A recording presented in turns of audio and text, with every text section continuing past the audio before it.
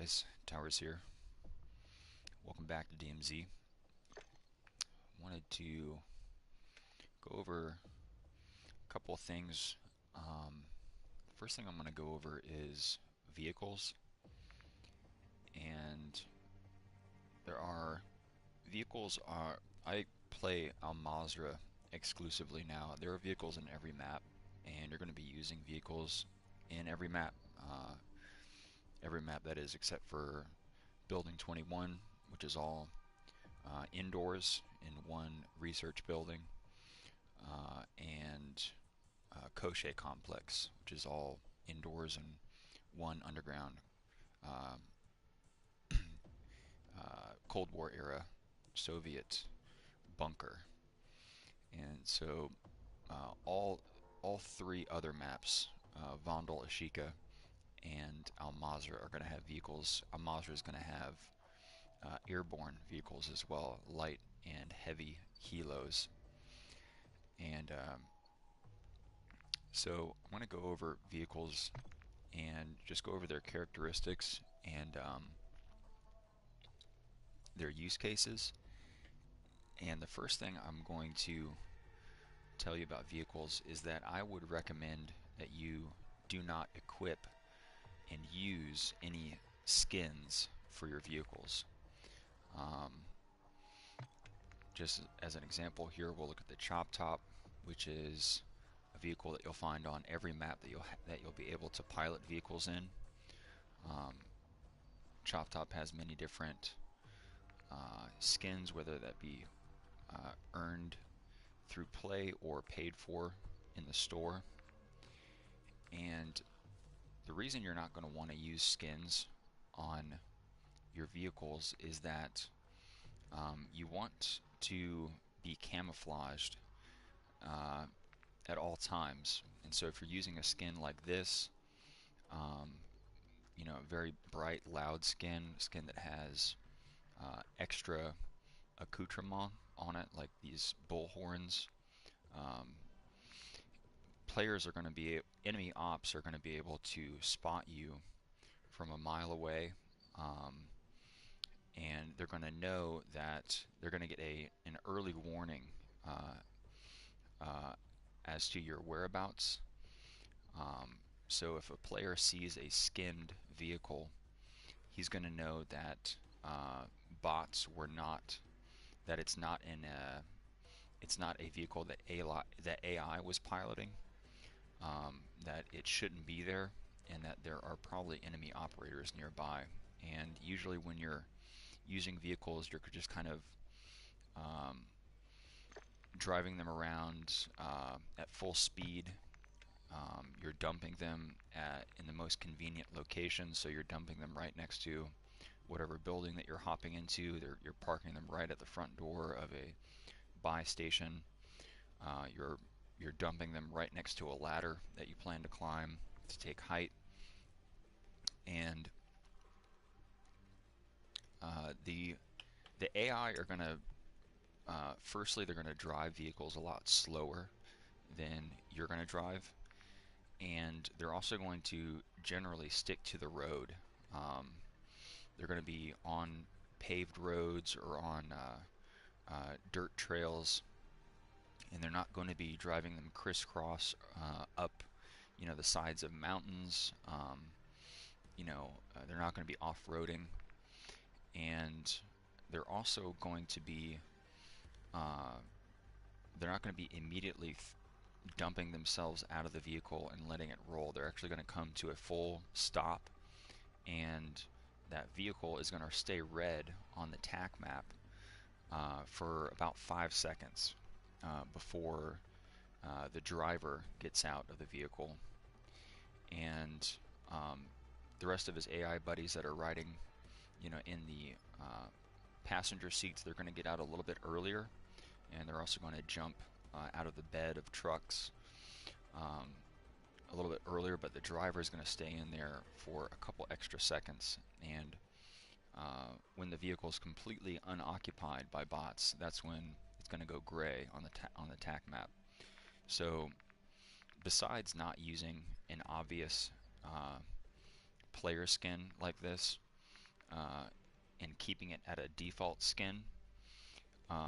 You can also drive a little bit slower as you're pulling up to where a known enemy operator team is. If you're trying to third party a fight, or if you're rolling up to a squad that is otherwise unaware of your presence, you can deceive them by not driving at top speed, by sticking to the roads, and by staying in the vehicle for about 5 seconds as the driver before you hop out. And that's gonna it's gonna be, if they're not looking directly at the vehicle, and they shouldn't be if you're doing those other things.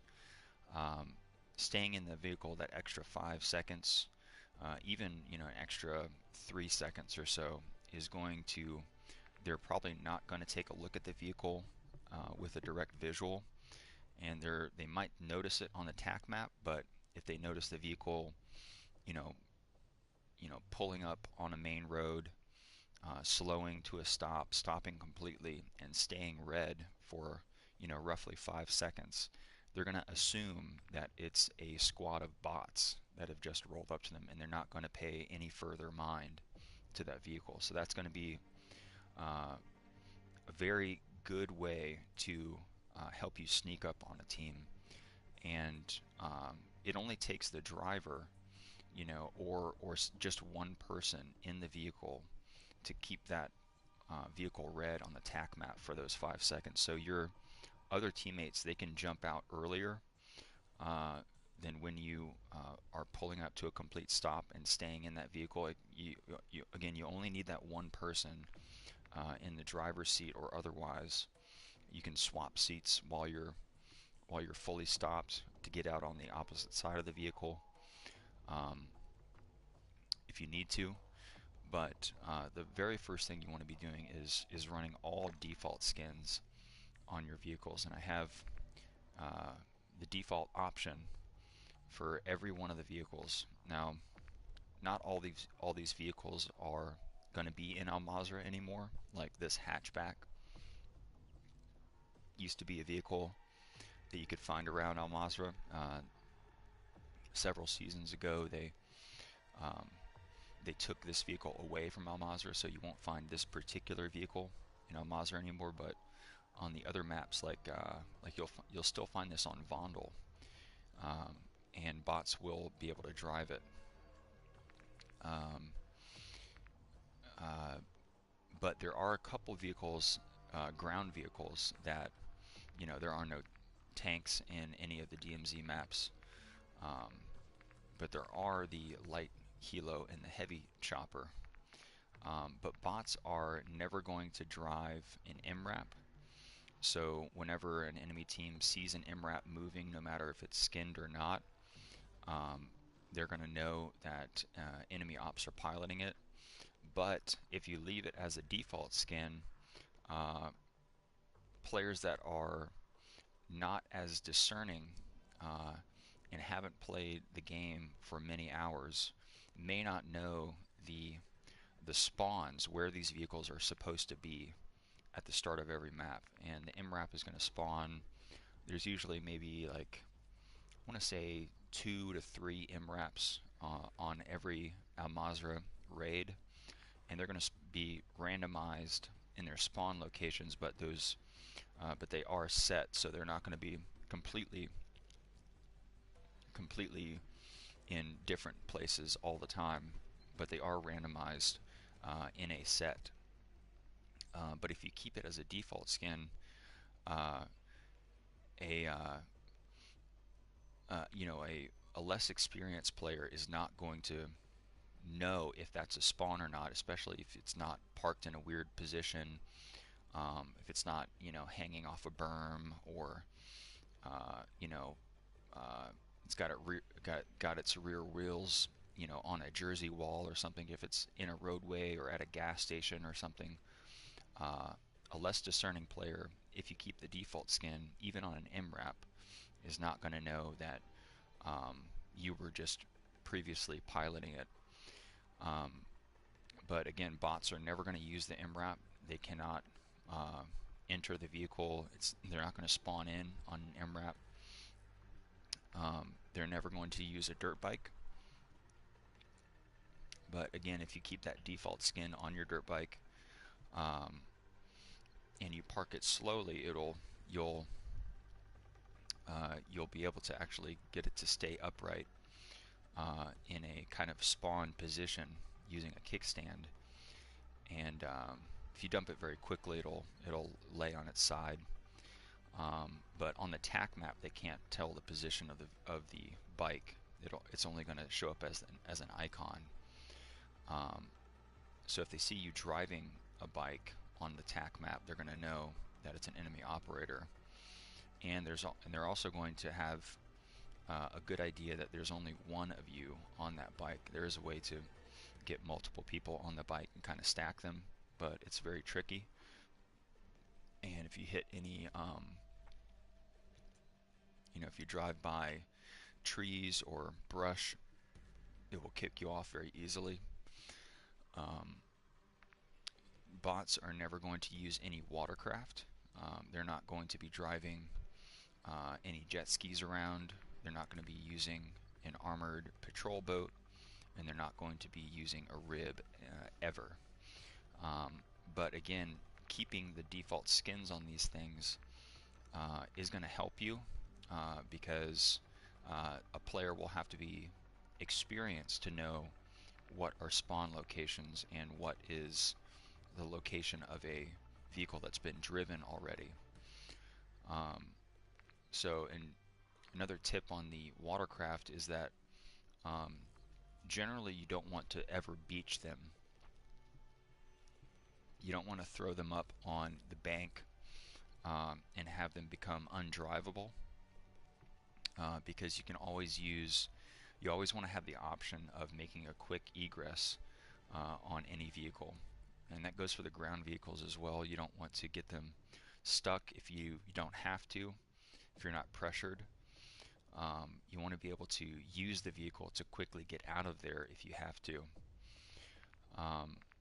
Bots are also not going to use the TAV. They're never going to be driving a TAV around. So that is another sign that if an enemy team sees a TAV on the map, on the TAC map highlighted red, they are going to know that an enemy team is piloting that, and it's not going to be a bunch of bots. Bots are also obviously never going to be using the heavy chopper. The heavy chopper is only an exfil. It's only piloted by AI, so to speak, when you call it in as an exfil, or if you have a hostage rescue mission waiting for you. But regular bots like reinforcement bots are never going to come in on a heavy chopper. They will on a light helo, and the light helo is probably the most important vehicle to keep a default skin on, and that is so that when you're flying around, even from a great distance, somebody is not going to be able to tell immediately that it's an enemy operator team in that helo versus a reinforcement chopper full of bots. If they see an enemy, if they see a light helo flying around with a default skin, they're going to assume it's bots, and they're going to divert their attention elsewhere pretty quickly. Bots will also never do hard banking turns in a light helo. A light helo is always going to be flown straight. When it spawns in, it's going to be flown straight. It's never going to be doing any turns. It's going to set down, in a predictable, normal kind of landing pattern, and it's going to take off vertically and continue on in a straight path. It's never going to be doing any turns. So if you're trying to fly across the map, cover a medium or a great amount of distance, try to keep your banking and turning as minimal as absolutely possible. Because if you're airborne in a vehicle, um, basically everyone on the map, all 60 other players are going to be able to see you. Um, Even from across the map, from the complete opposite side of the world, they'll be able to see that helo, especially if they're running on a higher end console or a PC. Their render distance is going to be a lot greater than someone like myself who's playing on a PS4, very low end console. Um, I won't be able to even see this vehicle render in. It will not actually show up on my screen beyond a certain distance. That goes for terrain, for buildings, for players. And that's another reason why I've stopped using sniper rifles, because at the distances at which you're going to be wanting to use a sniper rifle, my game has a really hard time even rendering in. Everything past, maybe like, let's say like 300 meters or so is just all wax, Play-Doh, um, and even if you're scoped in, it'll take the game a while to render those things in. Um, so that's probably the biggest reason why I haven't. Besides the input difference, controller versus mouse and key. That's another very big reason why I've stopped sniping altogether. Even though I only play Al Mazrah, and Al Mazrah is definitely a sniper's map, I just do not have that because of my console restrictions. I don't. I am not at a competitive advantage when I'm using a sniper rifle. Um, this vehicle, the armored truck, is a it is maybe the most OP ground vehicle because its enemy operators, live players, do not like to use it because of its handling. It's a relatively slow vehicle. It doesn't have great acceleration, doesn't have a great top end speed. Um, it's weighed down by armor panels, so it's quite boaty and heavy to turn. So overall, its handling is quite weak. But um, and so for that reason, most people will choose to find a different vehicle, even if they have to travel for it, rather than the armored truck. But the armored truck is, besides the LTV, it's actually the heaviest armor in the game. So it has the highest damage mitigation. Um, it it this this truck will actually take like multiple launcher shots, like multiple RPG rounds, for example, uh, to crit or to destroy. It can completely eat like 2 to 3 RPG rockets at direct impact, especially if you're like hitting it from the front. Um, it's a very very tanky vehicle, very extremely high armor, so very good survivability on this vehicle. But that's not the best part of this vehicle. The best part of this vehicle is that um, since since its handling is so bad and players don't choose to go for this vehicle, um, no one is going to expect you to be a live player in this vehicle. So this is a rolling armored piece of camouflage, and this will help you. Uh, even if your teammates are standing in the bed, standing on the top of the cab, standing on the hood, on a tac map, enemy players can't see that. All they're going to see is a red bot truck driving around. And this thing, even if you're flooring this thing, um, the the speed at which you're driving versus a bunch of bots driving this thing is not going to be that different. So you can max this thing out gas pedal wise and still not draw the attention of an enemy team. even that's right next to you. I had a game a while ago, and I was near Death Spawn, which is um, there's a buy station next to construction to the south of Police Academy on the west side of the map, and my team was making a push on. We were trying to third party a fight going on between the four stack apartments and the buy station, and we were on foot running up the one of the on ramps behind the four stack apartment, and there was a bot truck that was being driven right next to us, and all three of us assumed that it was a bot truck, and it was actually a full squad of enemy operators, and we were, no more than like 15 meters from this thing. We all had our backs turned to it, and they immediately lit us up and just wiped us right there because we all thought they were bots driving this thing, and they were probably very confused. They probably didn't understand why we all turned their backs to them. Um, but it's because this thing is just a rolling piece of camouflage, and this is actually my preferred ground vehicle. And my teammates, guys that I play regularly with, I'll have to, they don't want to drive this thing or ride in this thing, and I have to tell them you know, nobody is expecting us to drive this thing. This thing is great. It has extremely high armor. Um, it's very tanky, and no one's ever going to expect us to be in this thing. So we can drive around at top speed, roll up to a team, and just completely wipe them without them having fired a shot at us. Um, so obviously, bots will drive this truck.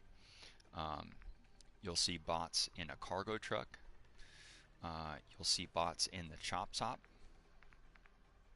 Um, the SUV, what I would call like a Jeep Grand Cherokee. This used to be on Al Mazrah as well as the hatchback, and they've taken both of these vehicles off that map. But you'll still find this vehicle in Vondel and on Ashika Island. And again, that's a big reason why you would want to keep a default skin on all of your vehicles. But bots will drive these vehicles around those smaller maps. Um, the chop top is second to the light helo.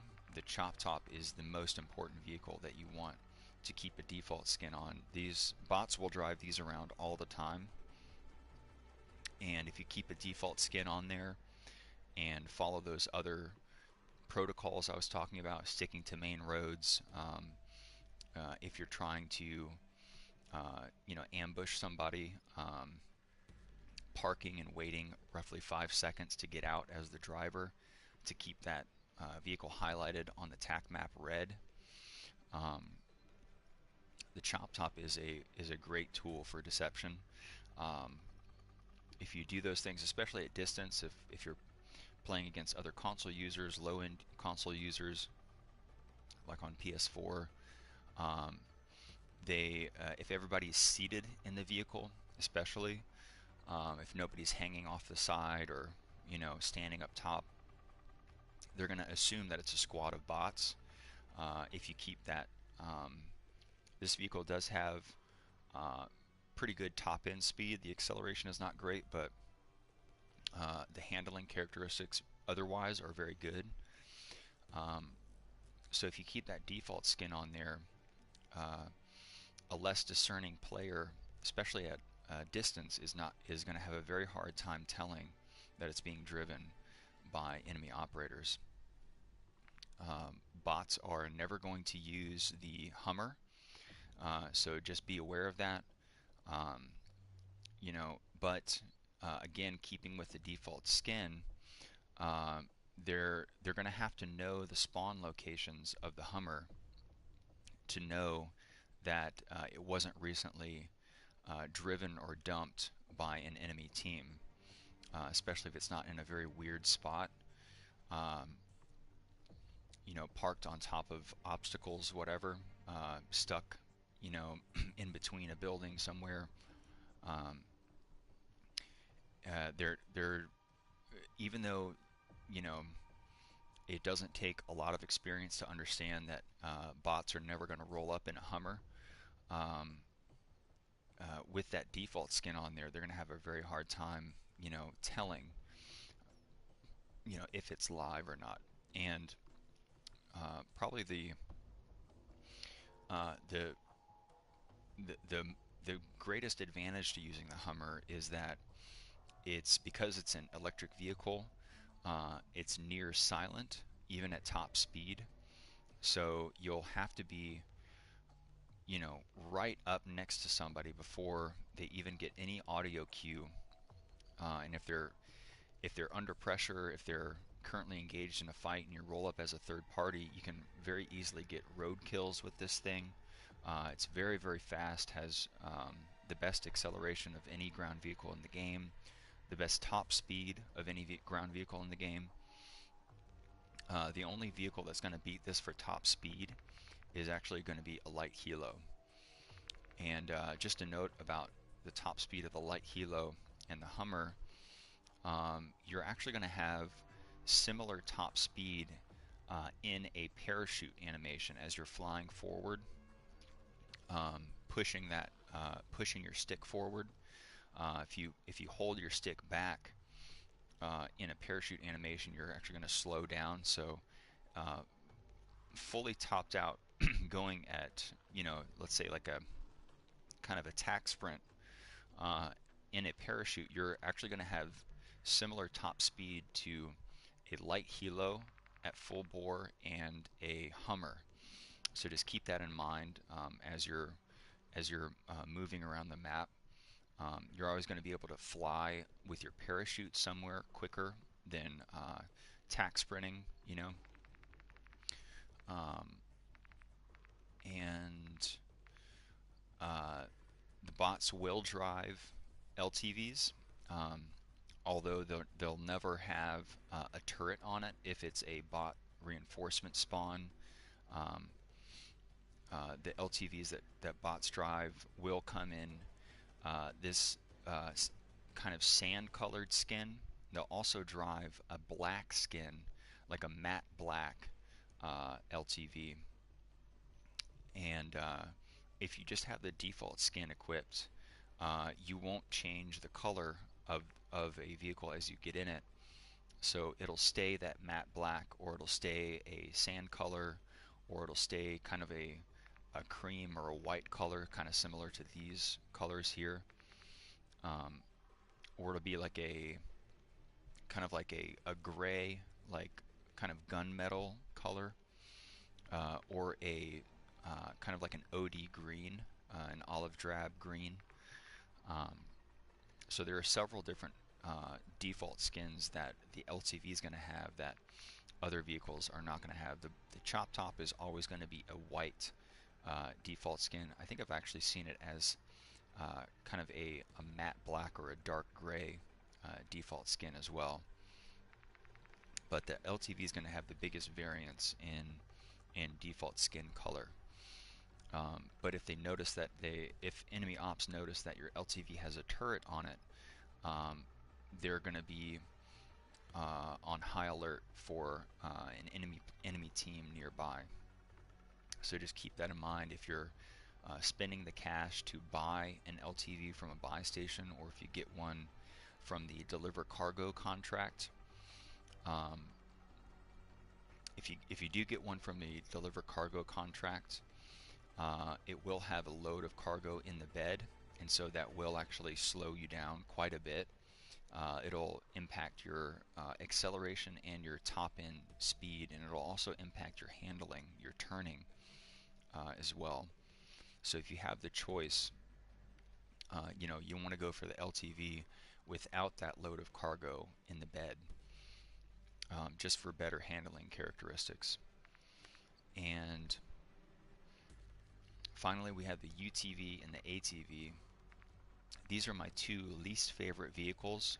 These are only vehicles that I'll use in an emergency. If I don't have any vehicles nearby and I need to start moving quickly, I'll choose to go for one of these two. But um, the uh, the ATV out of all ground vehicles has the absolute worst handling, besides the dirt bike. And I think comparatively, the dirt bike has, I would say, better handling than the ATV. Um, it's it's still very boat-like. It's not responsive when it comes to cornering or turning. But you know, being that it is a dirt bike, you can fit it in very tight spaces. You can make you're a lot more nimble than so if you're getting chased, if you're on a dirt bike and getting chased by um, a team using a more standard ground vehicle, they're going to have trouble keeping up with you.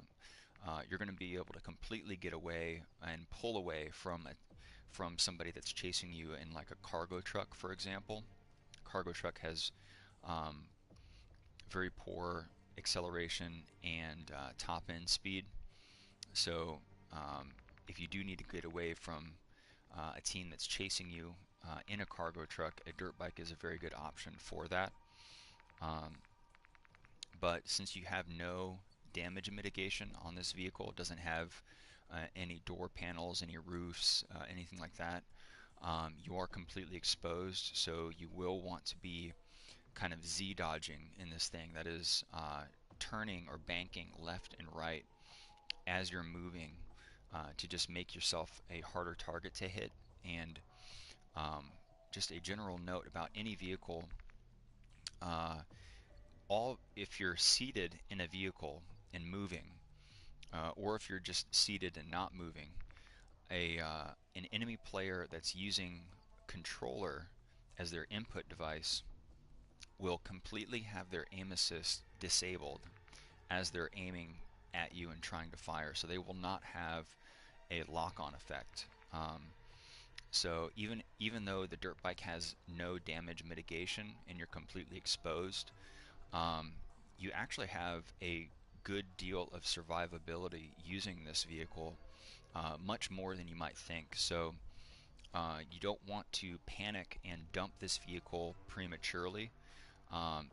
Even if you're broken, even if you're 1 HP, um, especially out in the open, or if you're not near a building or what have you, if there's no hard cover anywhere around you, just keep riding that dirt bike and Z dodging and trying and drive in unpredictable manner. You can completely 180 do a U-turn, and even driving right by a team that's using controller as their input, all three or four of them could miss every single shot if you're driving in an aggressive kind of defensive manner. So even if you're 1 HP, so stay on the dirt bike for as long as possible. And this thing has the best fuel economy of any vehicle in the game, so you can completely cross the map with one tank of gas in this thing. And so it is a very good escape vehicle. It's not a great attack vehicle. It's not a vehicle that you would want to make an aggressive push with, because you're very exposed. It's very loud, and its handling is quite unpredictable. So you could get caught up on terrain or what have you, and completely ruin an offensive push. Even though you might have a tempo advantage, um, the dirt bike is much more powerful as a defensive vehicle or an escape tool rather than an offensive attacking tool. And so on that, going from the dirt bike to the ATV, the ATV is another vehicle where you don't have any protection, no damage mitigation, um, but it does have more surface area, so you can use an ATV, and it's not. And when you dump it, if you dump a dirt bike, it's going to lay down completely flat on the ground, so it will provide you no cover when you get out of it. But that's not the case with the ATV. The ATV has a lot more surface area. It's a big block or rectangle, so you can crouch and get a head glitch behind one of these things, or go prone and completely avoid, or mostly avoid, incoming weapons fire. Um, but bullet penetration is a factor on all vehicles, even like a heavily armored LTV or a bot truck.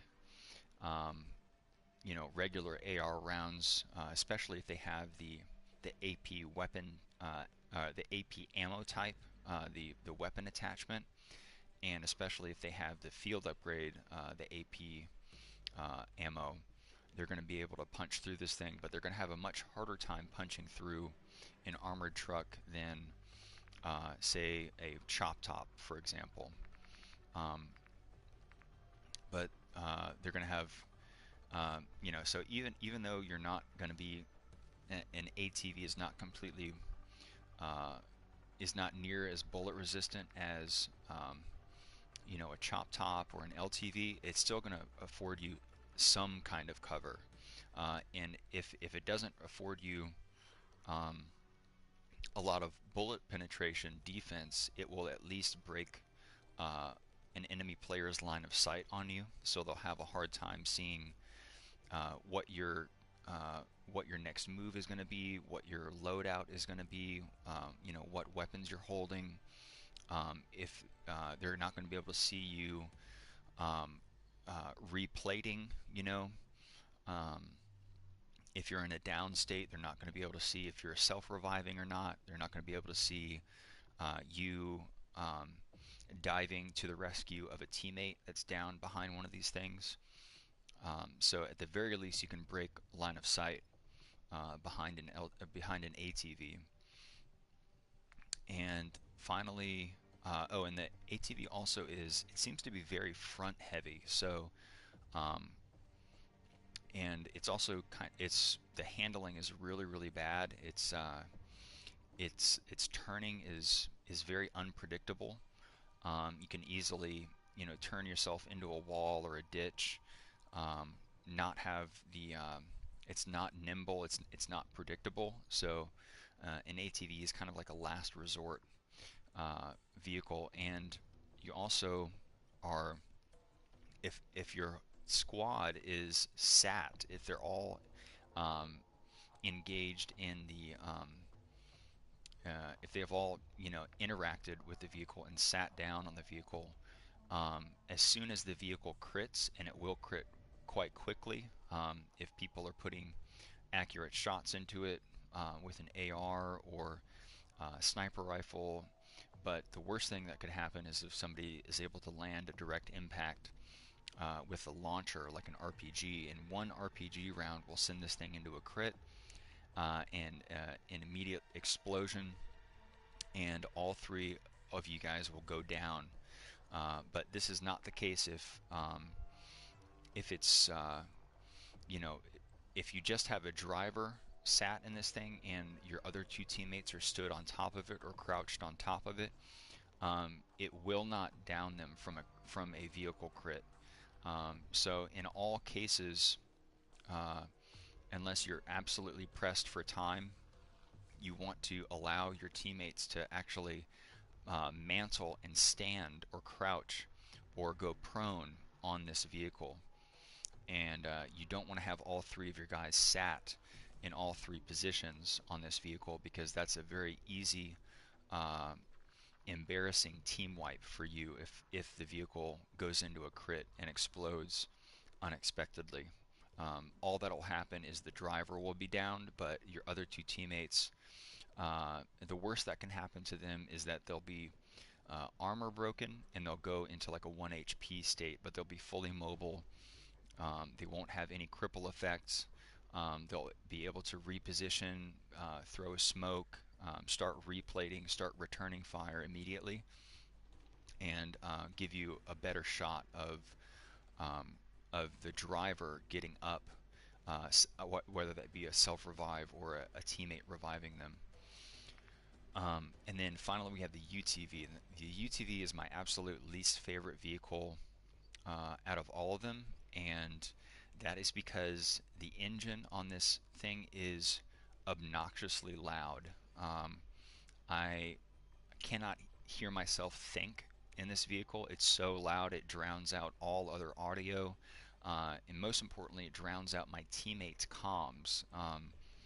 It completely overwhelms um, the the TeamSpeak feature, so I can't hear what my and if you're using this vehicle in a defensive, but especially in an offensive attacking mode, if you're about to pull up to a team, your teammates are often calling out, what weapons they have, what ammo reserves they have, what they plan to do, um, if they, how many enemy operators they see, where they're at, what have you, and you can't hear any of that because your audio is completely drowned out. And this is a both a console and a PC problem. Um, so PC players have the advantage of they'll be able to quickly mute in-game audio. So a lot of PC players, if they have to use the UTV, they'll mute all game audio to be able to hear their teammates as they're moving around the map in a UTV. But console players, you can do that. It's just slower, and it also puts you at a disadvantage when you have to get out of this vehicle, start running, start fighting, whatever.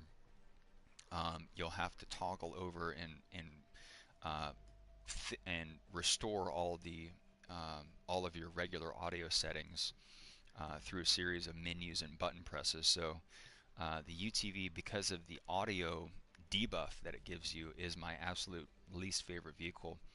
Um, but the upsides to the vehicle are that the player it's a four-seat vehicle, so there's a driver, a shotgun position, and two positions in the back. And uh, the two players in the back have relatively high damage mitigation. It's quite you cannot see through the back of this vehicle. It has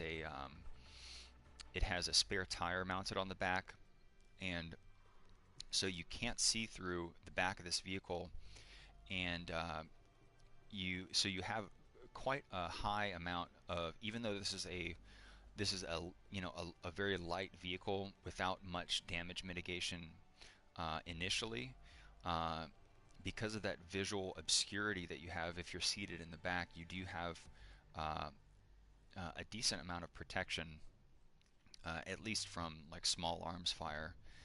Um, and the kind of the only saving grace of this vehicle is it doesn't have amazing top end speed, but it does have quite good acceleration and okay top end speed. But the best part of this vehicle is its hill climb ability. You can drive this thing up, you know, nearly vertical cliffs. So this is a great vehicle to use to make a push uh, as an ascent up like all surfaces of the middle of the map.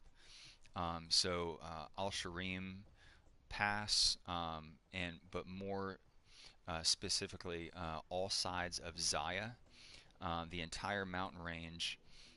You can climb up, and you can get this thing up uh, any like hills that and incline grades that all other vehicles really struggle with. So you can drive this thing up. Uh, you can go obviously off-road with this thing, but you can ramp up on top of other vehicles with this thing. You can get up and approach teams from angles that they're not expecting. You don't have to, if you have a team that's perched on a hilltop or a hillside somewhere, um, they can have a false sense of security if you're pushing them with the UTV, because you're going to be able to drive up and you can completely avoid all dirt trails and grades that you would have to approach with like an LTV or a chop top or a Hummer or what have you. And on that hill climb ability, while the UTV is the absolute king of hill climb, um, the cargo truck will struggle with very minimal amount of grade. So you'll have a very hard time getting up uh, anywhere on a cargo truck. Um, and I didn't mention this before, but the cargo truck actually its best feature besides its just sheer size. So it's a giant piece of rolling cover. It has a very large bed that you can fit all of your other teammates into, and they can be firing from with a good amount of damage mitigation from those sidewalls. Uh, and even when this thing is critted and destroyed, it's a very good piece of cover to play around. So if you choose this vehicle, especially on the north side of the map, where there can be a lot of open desert, um, this vehicle, even in a destroyed state, will afford you some hard cover. But um, a very nice point about this vehicle is that you can, uh, because of the configuration of its wheels, with those front wheels, your front turning wheels having a lot of separation from the rear drive wheels, you can whip this thing around, uh, so you can throw this thing into reverse, turn the wheels, and that will whip your front end around very quickly, and that'll allow you to start moving in the opposite direction in the 180 degrees very quickly. Um, there is a technical driving name for that skill. I've forgotten it, but that's the only vehicle you can do this with other vehicles, but this is the best vehicle to do that with. Um, so this vehicle gives you the ability to drive right up to a wall or a side of a building head on, and basically smash the vehicle into the side of the wall. So you can secure a roadkill or a finish this way, and quickly throw it into reverse, turn the wheels in either direction, um, be whipped around very quickly, and start driving off in the opposite direction before an enemy team has the time to react to that. So um, it requires very little practice, I found, to master that skill. But that is something that you will want to practice, especially if you are not using the cargo truck much. Just go ahead and try that little quick turnaround, and it's very fun to do that. So, um, and that's about it for the vehicles. The Many players, many hunters will like the light helo. They'll often go right for it off spawn if they're in a position to do so, or they'll traverse the map to secure a light helo. But um, I've found that the light helo is will because it's a very high value vehicle. It will attract a lot of attention from other teams. If you're going to make a push to secure a light helo from a spawn position, you can be sure that at least one other enemy team of hunters is going to be doing the same. Um, and also the light helo is people will want to land it safely so that they can use it to make another push. Um, but this will very often get you killed, and often the best thing to do with a light helo is you can just think of it as giving you one guaranteed high ground advantage push. and not trying to force a landing in a bad spot, um, to uh, you don't want to be married to this vehicle, because a marriage to this vehicle is almost certainly a guaranteed death. Um, Often the best way to push with a light helo is actually not to land it, but to throw it and to jump out and kind of halo dive with it, and to engage your parachute only when you need to. But basically, you don't want to make a push at landing this thing. It's very easy for an enemy team to shoot you out of this thing. Has relatively low damage mitigation. The side doors are completely open. Um, if the pilot is quite exposed, even from behind, but especially from the sides or the front, and your teammates are going to have to be are going to have to be sat on the skids. They're not in a seated position on the inside of this vehicle, so they're going to be completely exposed on one side or the other. And if you're going up against a PC player who has just natural aim advantages because of his input on mouse and key, he's going to have a very easy time of laser beaming you out of this thing.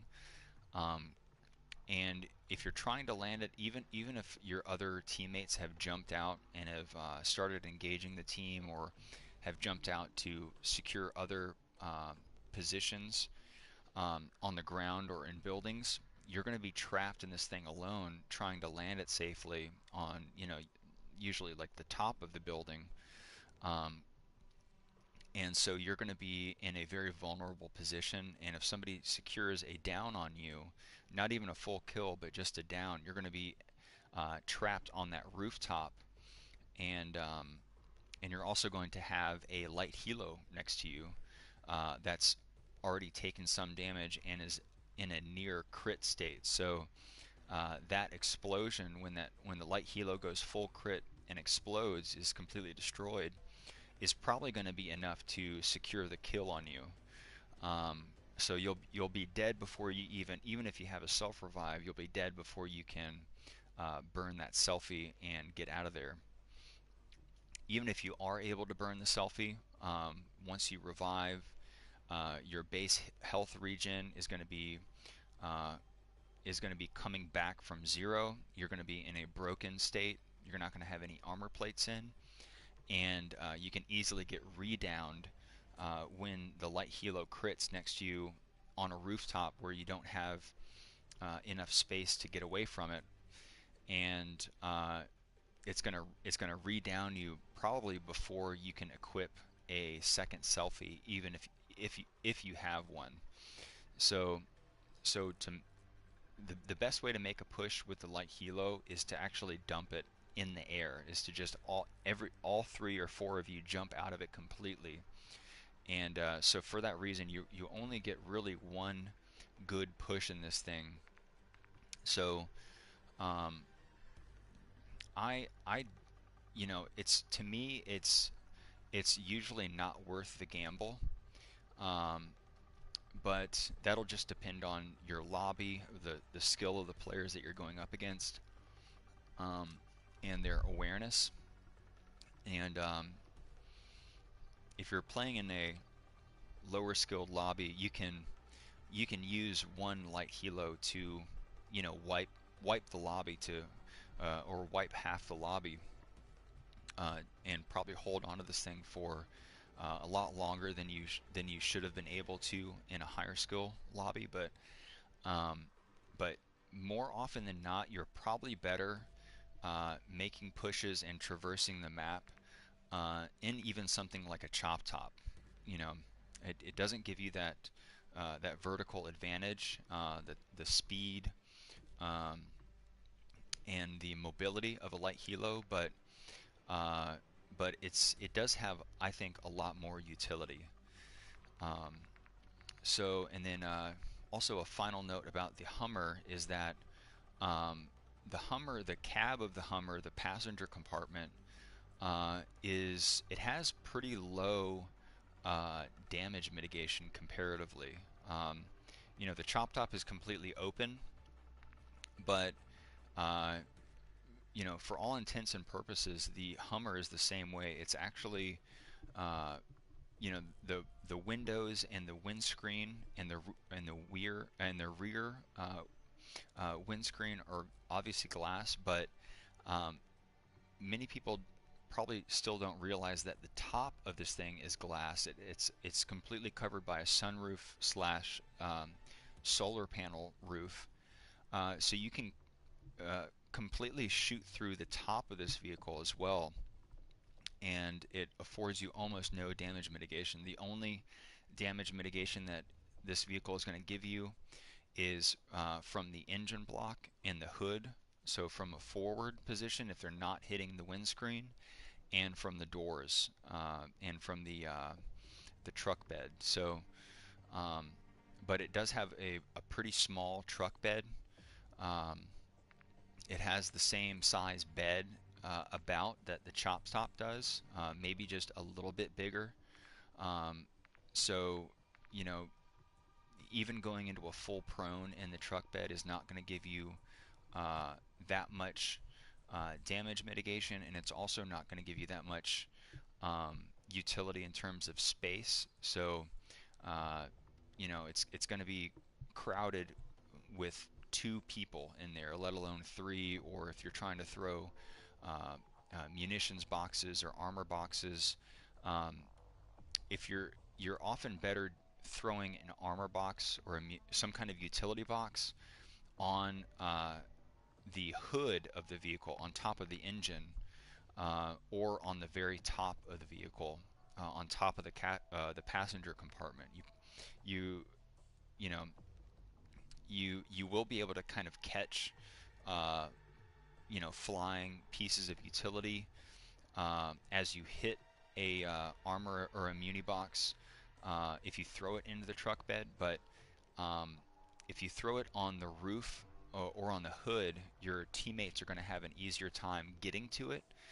And if you throw it on the hood, um, it will actually a munitions box, an armor box, or a haunted box, something like that, will actually tank a little bit of damage from AR or sniper rounds. So you can throw your munitions box, for example, on the hood in front of the driver's face. And because when you're driving a ground vehicle in this game, it puts you into a third-person perspective. Um, it's not going to obscure the driver's visibility at all, but it will actually afford them a little bit of damage mitigation from a shot coming from directly in the front. So if somebody's trying to line up a sniper headshot on your driver to get an armor break or a down and to knock him out of the vehicle in a down state, that munitions box may be just enough to save his life or to save him from getting downed. So that could be the difference between a team wipe or not, a successful push or not. So that's something that I picked up from Quicks. Quicks likes to do that in vehicles. He'll throw a munitions box, right in front of the steering column, and that will help mitigate a little bit of damage coming into the driver from the front. And the windows, the reason why the damage mitigation is so high on the LTV is it does have a higher amount of base armor, but it also has much smaller windows, and you cannot see through the back of an LTV, so you are not directly hitting an enemy operator as you're shooting. Uh, this in the same way that a UTV cannot be seen through from the back. But as you can see on versus like a chop top especially, an LTV, those windows are a lot smaller. They're even smaller than the Hummer. You can see the back one's kind of angled up a little bit, uh, but they're very very small window to shoot through on the LTV. That's another reason why the damage mitigation is so so high on this vehicle. The LTV is also going to have okay handling even when it has tires popped on it. Whereas like the chop top you'll have a much harder time managing a tire pop uh, on one of these than you would an LTV. And those are just some general notes about the vehicles, how to use them, their use cases, and how to have just a little bit more success with them. And so yeah, the biggest takeaway again is just the first thing you want to do in your vehicles is use the default skins, and that's for camouflage, for uh, to help you avoid being spotted from miles away, or even if you're not in the vehicle, if you've dumped it and you've moved on, even if you're not in the same area or POI, an enemy team will know that you once were there, and they might notice a different vehicle that usually spawns there that's gone that you've taken. They'll know what vehicle to look out for as they're hunting for you across the map. But they'll have a much harder time doing that if you just use the default skins on your vehicles. And I wanted to show you guys, I wanted to go over some screenshots of the map and go over spawn locations. Um, but I actually cannot share. I have to share my screen through the game. I can't share my screen from my PlayStation menu. So what I'll have to do for that is I'll actually have to load into game solo and walk through that with you on the TAC map in a live game, and just kind of hunker down somewhere and try to stay long enough, just try to stay alive long enough to walk you through all 21 spawn locations. Um, and so let's see. So just a quick note: Al Mazrah has at the top end 63 total players that can spawn into the map. If every spawn is filled, every player has 2 teammates that he's loaded in with, or has auto-filled. That's a total of 63 players for all 21 spawn locations. Not every one of these spawns is going to be filled um, in every raid, but you're at the low end. I don't have confirmation, but I believe that at the lowest you're going to have 57 players in a match, and at the highest you're going to have 63 players. So anywhere between 19 to 21 different spawns are going to be filled in every time you load into Al Mazrah. And I'm gonna in a minute here, I'm gonna walk through every spawn location, um, what their advantages are, what their disadvantages are, and my general strategy as I learn which spawn I'm gonna get. And I'm also gonna walk you through my names for these spawns, um, which is, you know, everyone knows what high rise is, uh, but some people call it high rise, some people call it Trump Tower. Um, just having just a general, like a uniform naming system for all these things is going to help you to more effectively communicate with your teammates. Um, it's going to get it's going to put you in a better strategic position, and it's going to help you it's going to help you in a tactical um, manner while you're in the middle of gunfights or transitioning between gunfights. If you can kind of settle on uh, names uh, for these spawns, for these buildings, for areas of the map. Um, but we're going to go over that in a minute here. I'm going to take you in Al Mazrah and I'll go through those spawns. I'm looking pretty good on contraband.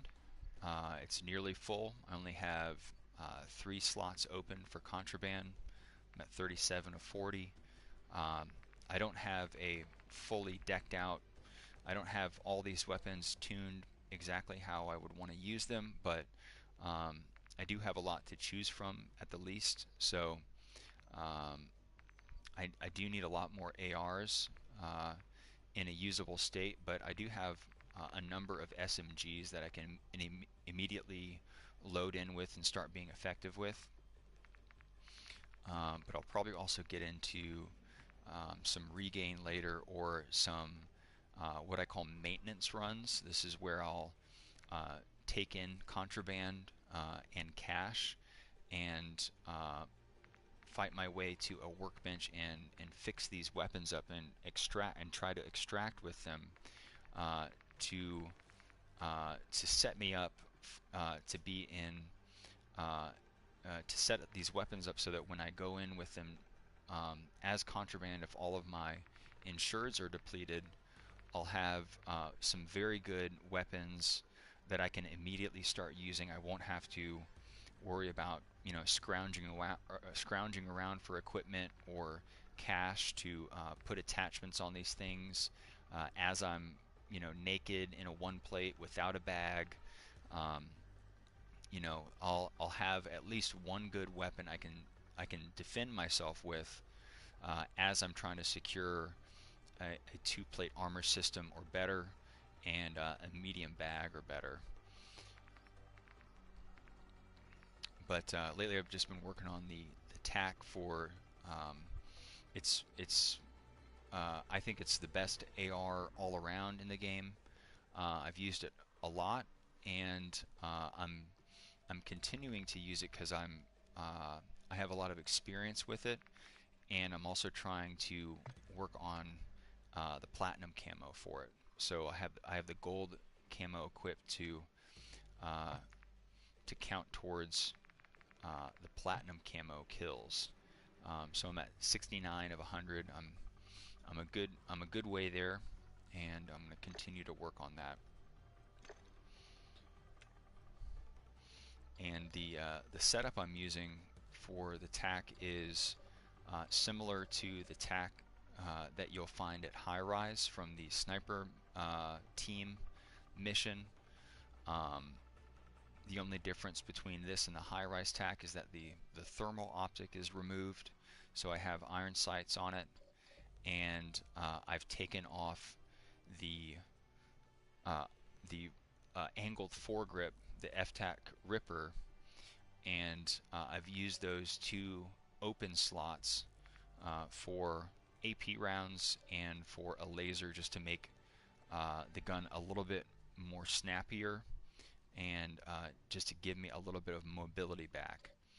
Um, so the gun in this configuration is just a little bit lighter.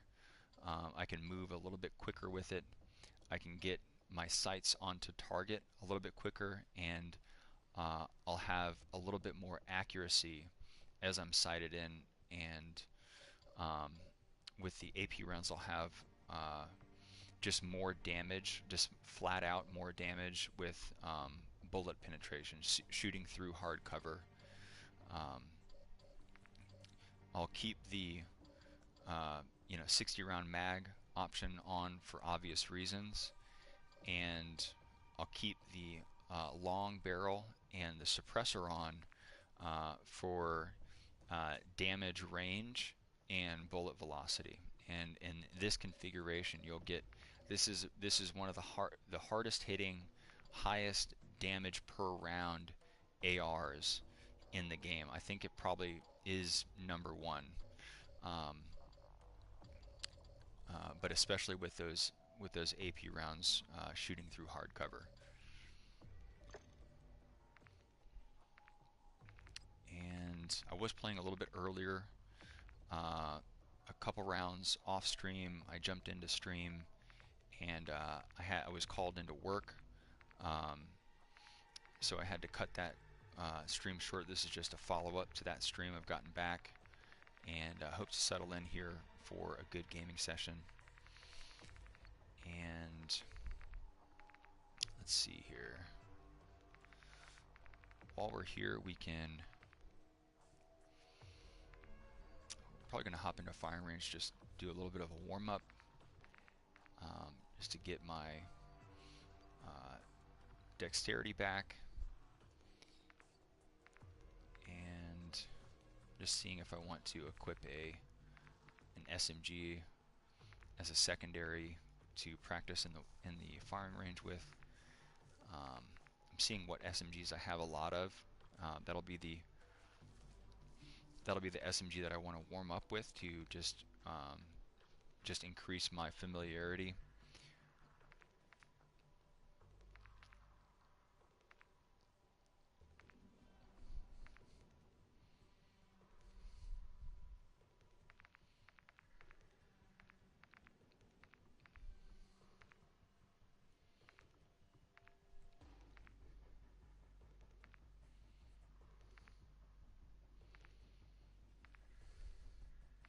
It's probably looking like I should warm up with either a Vel or a Vaznev. And I'll choose to go in with the Vel because I have a lot more experience with the Vaznev, so I don't need as much practice with it.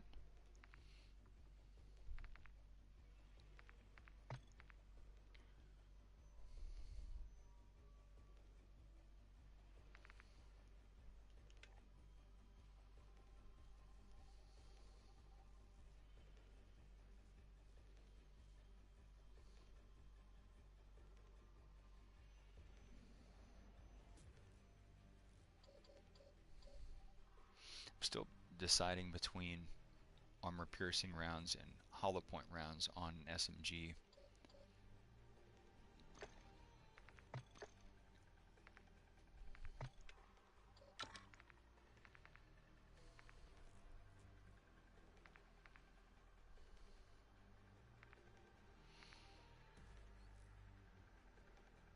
And I'm actually going to practice with the 60 round mag this time because that's the most common choice for other players. So that's most commonly what's going to be on a Vel rather than the 50 round mag, which is my preferred magazine type.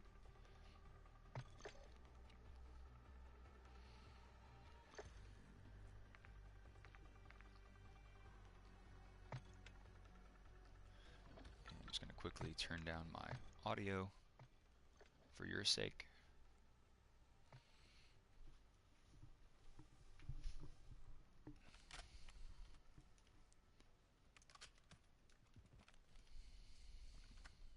So a good thing to do in game is to, if you have two guns that you've loaded in with, or the very first time you pick up a weapon from the ground, it's going to give you that animation. I'll show that to you again. It's going to give you a chambering animation for any AR, and depending on the SMG, it's going to give you either a chambering animation, or in the case of the Vel, you're actually going to be pulling out the stock of the Vel. Actually, that's a chambering animation too. So on all weapons, it's going to be some kind of chambering animation like that. And that may not seem like a lot, but when you first pick up a weapon and you're forced into that chambering animation, that is time that you're not able to spend shooting the weapon or bringing the weapon into ADS. So when you first pick up a weapon, just keep that in mind, that you're going to have to chamber around from the magazine into the chamber of the gun. And so you want to get through that chambering animation as quickly as possible in a safe manner, meaning you don't want to be stood here next to a guy caught in a chambering animation as you are wanting to sight in and put shots into him.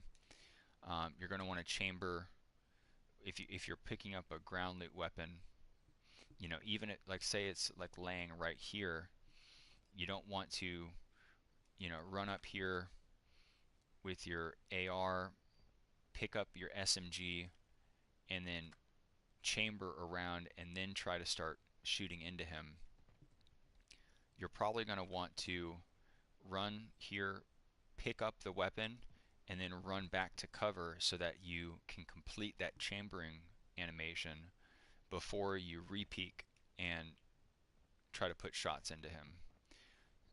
So again, you're going to be forced into a chambering animation the very first time you pick up a weapon from the ground, even if it's a weapon that you were previously using. If you've accidentally dropped, your AR or your SMG, when you pick it up from the ground, it's going to go into that chambering animation again. So just be aware of that. So the first thing I'll do when I get into firing range is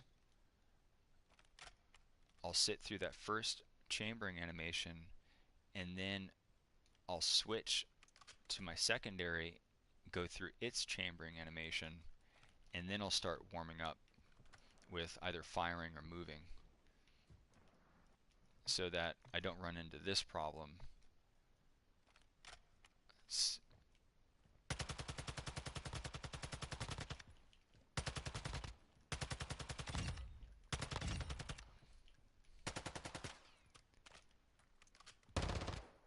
That small delay there from when I switch to my SMG and have to chamber is time I'm losing from engaging this first target, and that's going to be a bad habit to put yourself in match when you're in a fight for your life.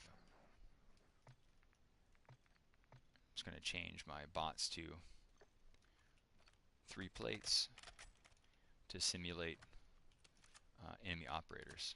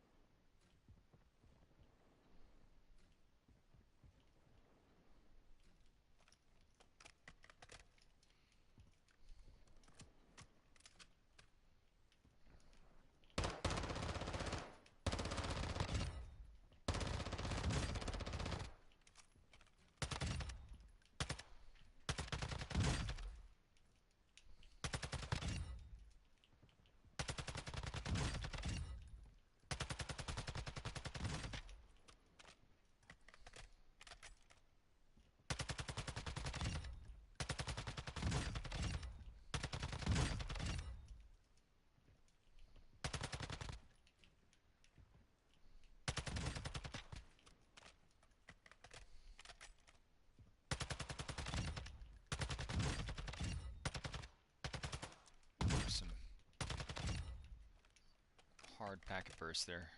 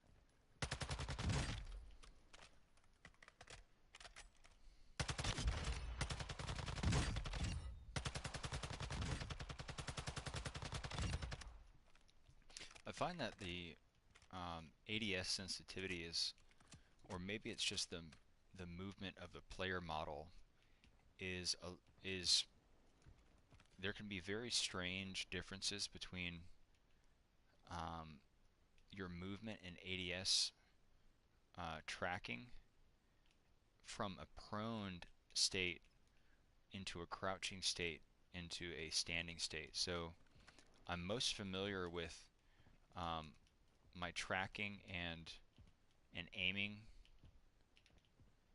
in a standing state, because that's the state in which you're going to be most often in.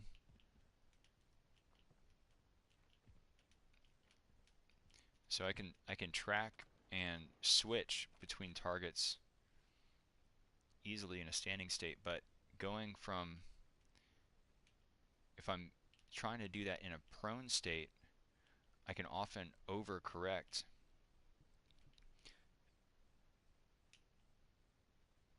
as I'm pulling myself in and out of ADS. So that's why I practice. That's why I've started to practice that in the firing range, because you can't take every fight just standing up, you know, in your with full mobility. Sometimes you just have to take a prone fight and oftentimes that's the best case in, like, if you're holding a rooftop, you don't want to be on the ledge of a rooftop trying to do trying to engage your rotational aim assist by moving around in that circle, because you're just going to fall off the ledge, off completely off the building, or you're going to fall back below the ledge and be unable to see someone who you would otherwise if you were able to be on the ledge, like at a lower grade. So you also need to practice. I prefer to do a full counterclockwise rotation of my movement stick to engage that rotational ADS as I'm full auto on a target. It's a kind of movement that I don't have to think about. I don't have to think about going perfectly left or right, or committing to one direction or the other. If I want to shoot this guy, I don't want to practice always engaging my rotational aim assist by pulling to the right, because then I won't be able to hold angles like this with cover to my right or to my left, on the other hand. So I like to practice that, engaging my rotational aim assist by doing a small counterclockwise circle, and that'll keep me in generally the same position, but it'll also keep me mobile, so harder to hit, and it'll give me the full benefits of rotational aim assist.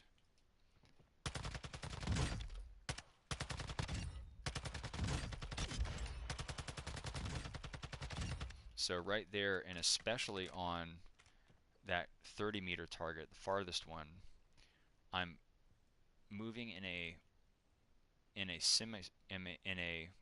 counterclockwise full circle with my movement stick.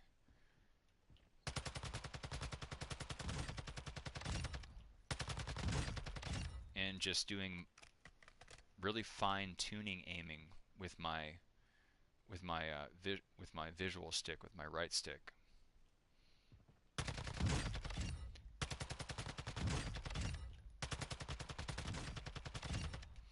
So on the closer target, I can commit full left or full right,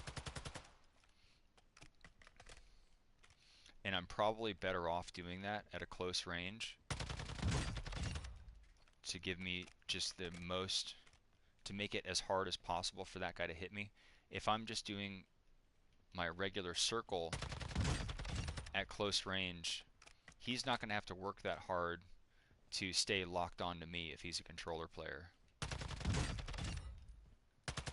But at medium ranges, and especially long ranges, I really need the rotational aim assist to go into overdrive to be able to hit a full mag dump on a guy like at that range.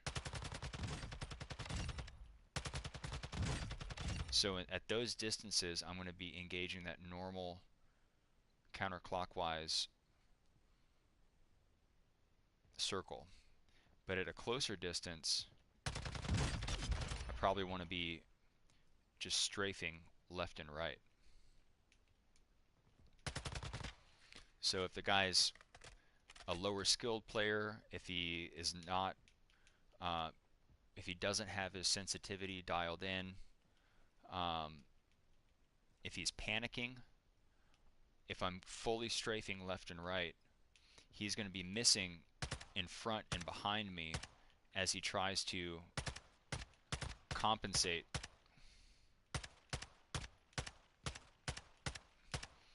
And so his damage output on me is going to be a lot lower than my damage output on him.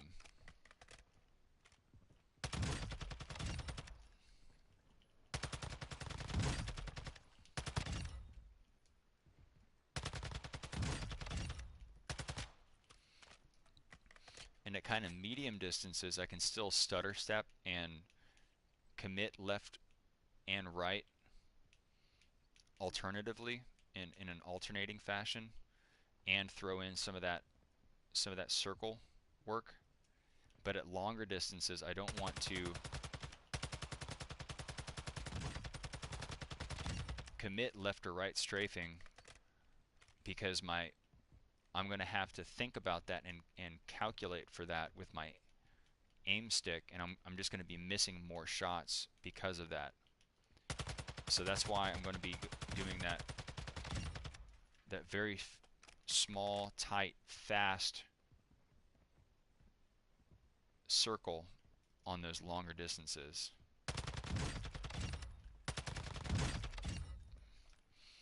And the reason I'm not doing alternating or stutter stepping at a close distance, and I'm not doing that full tight circle, is to just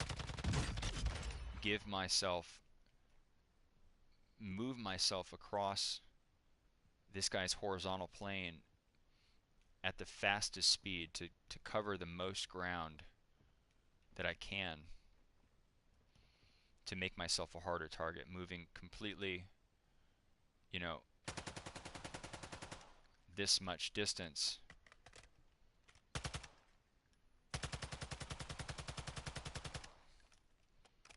against this guy rather than just moving around this distance here. So this, he has to cover this entire distance accurately rather than this small. I'm going to hit every single shot on this guy regardless because he's so close, but I don't want him to hit any more shots than he's able to. I don't want to give him any easier shots by doing that small, tight circle to keep myself locked in to his chest. I'm gonna be going full left to right or right to left as I'm engaging a guy at that very close distance.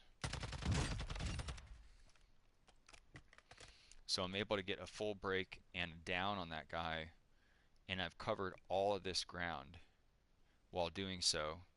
So he's going to have to track me that entire way. And he's probably going to pull an overcorrect or undercorrect and be slightly behind me.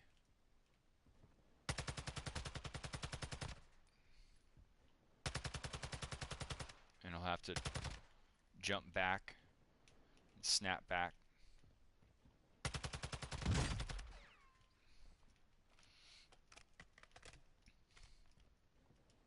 The average controller player, even if they have many hours of game time, even if they're a Call of Duty veteran, they've been playing, every Call of Duty for 20 years, the average player is a lot lower skilled than you might think. And their aim is not as great as they would hope, and so just making someone move or track this amount of distance, which is maybe, I don't know, 6 feet or something, 5-6 feet, just that little bit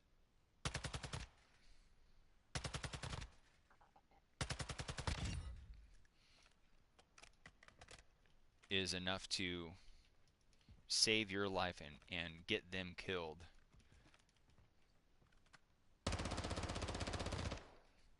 So there I've dumped almost half my mag just from that 5 or 6 feet as I'm firing and trying to pull into that guy.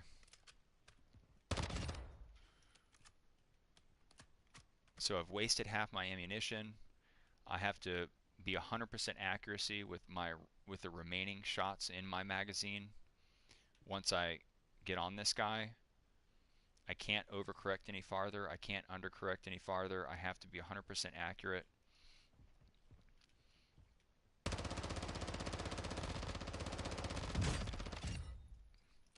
So I got a break and a down, but I had to expend my whole mag to do that.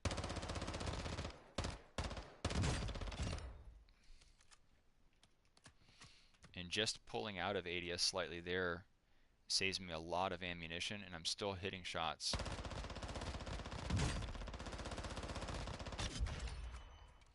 So there I didn't ADS at all, and I had to completely mag dump them, but I did get a full down. Whereas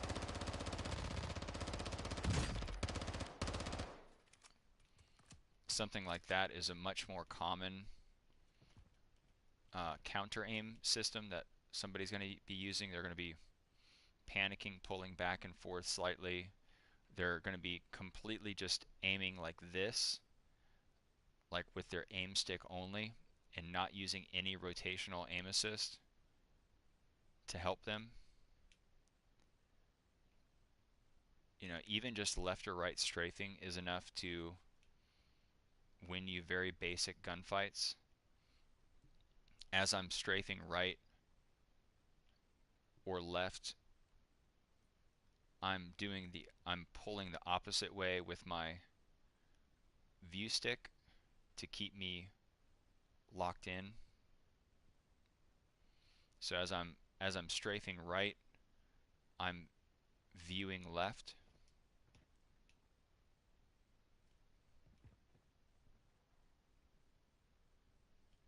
So this is me strafing without viewing in the opposite way.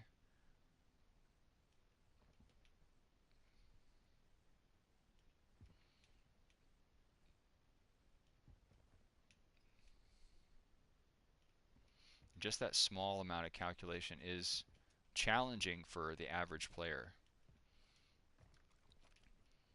So especially if you're doing stuff like this, jump peeking,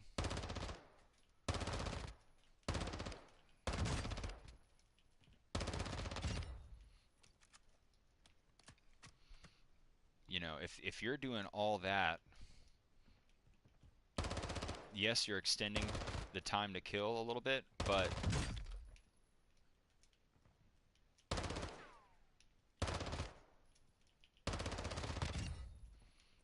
and you don't want to have to do that on every fight, especially if the guy is just standing still, but you're extending your time to kill him a little bit, but he's probably not going to be hitting a single shot on you as you're doing all that stuff. As you're, you know, as you're tack strafing him like this, you're going into a tack sprint, into a 90-degree turn and a jump at the same time.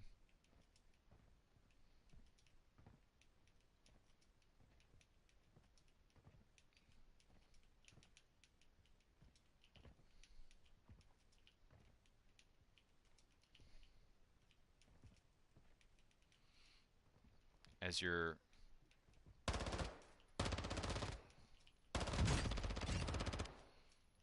You know, that was just a couple tack strafes, hip fire, and a drop shot at the end. That guy's going to have no idea what you're doing, what your next move is. His aim is going to look like this. That's what that guy's going to try to do to kill you. Oh my god.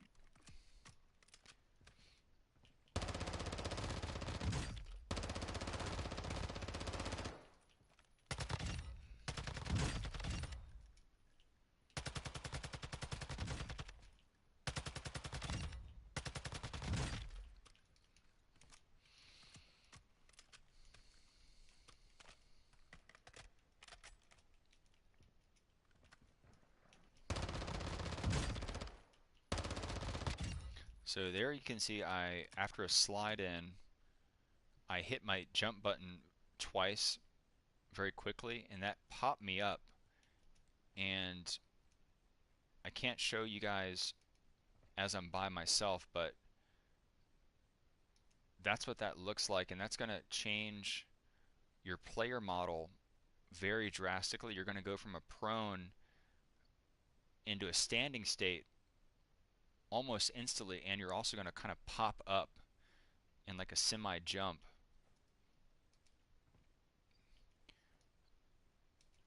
So that's going to change the position of your hitbox drastically in a short amount of time. And this, rather than standing up normally, if I just press my jump button once, I'll go from full prone into a brief crouch and then all the way standing. If I press my crouch button again, I'll go into a crouch.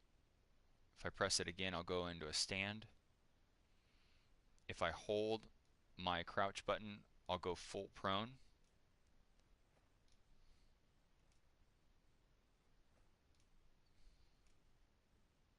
So just tapping the crouch button, and this is going to be dependent on your settings, but just tapping the crouch button puts me between a stand and a crouch. Holding it gets me into a full prone. Tapping my jump button once will get me fully stood up. And tapping my crouch button from a prone is going to lock me into a crouch. So let's say this is solid up to here. I know this guy is somewhere around here. As I pop up, do that very quick pop up, I'm able to immediately start putting shots into him. And as soon as that guy starts getting hit, he's only going to see me when he starts getting damage taken into him.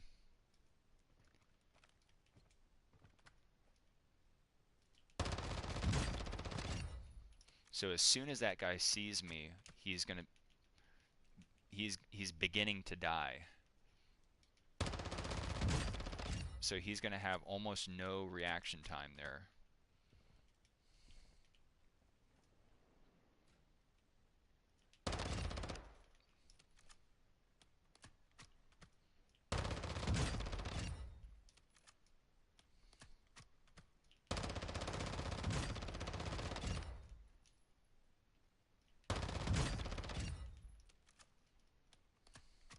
That's just going from a prone into a crouch, not even a full stand.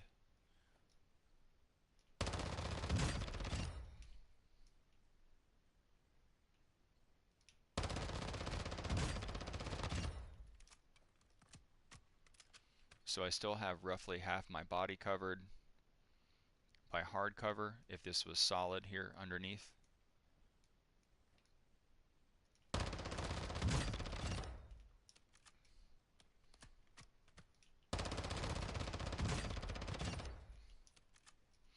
And as I sense myself starting to lose track of them in my sights, or my front sight post is veering off to the left or right, I'm actually going to quickly disengage ADS and kind of ADS toggle there, go in and out of ADS until I am sure that my front sight is back on his chest.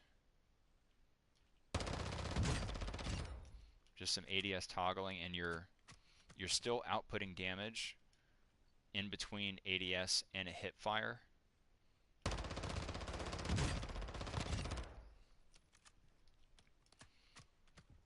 And that's just ADS toggling on an SMG is just, or an AR, is just a fast version of this.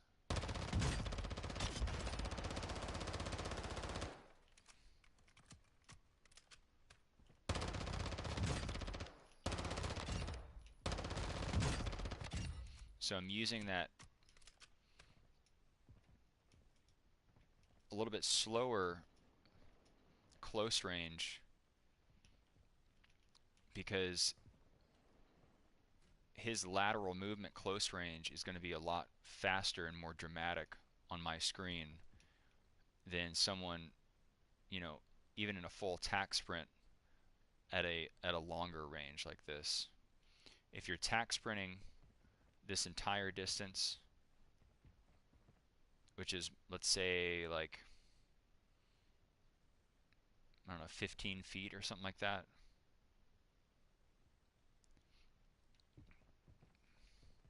You know, that's a lot of ground to cover at a close range fight. Sorry, I meant to do this. So having to track that is harder at a close range fight. But this guy back here is, let's see if I can get the 30-meter bot to move. Yeah, so that amount of distance, it's the same amount of distance, same speed, but it's far less pronounced because we're at distance.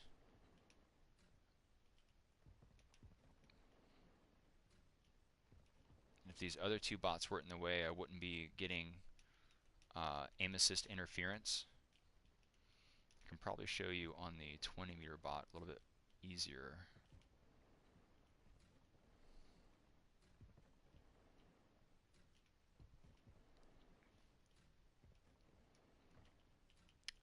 But I am getting ADS interference from this first bot, and that is also something you want to practice for, because you'll often have AI or bots in front of you that you want to ignore to put damage onto live players. Like, say this guy was a enemy operator at 20 meters, and this guy right here is a bot, is an AI.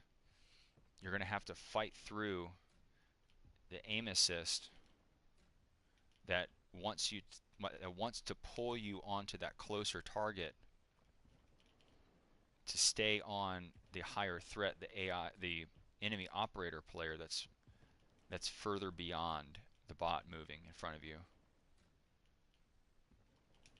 And you don't have to fire a shot to practice that. You just have to practice ADS toggling to try to stay locked onto that farther target through bot interference.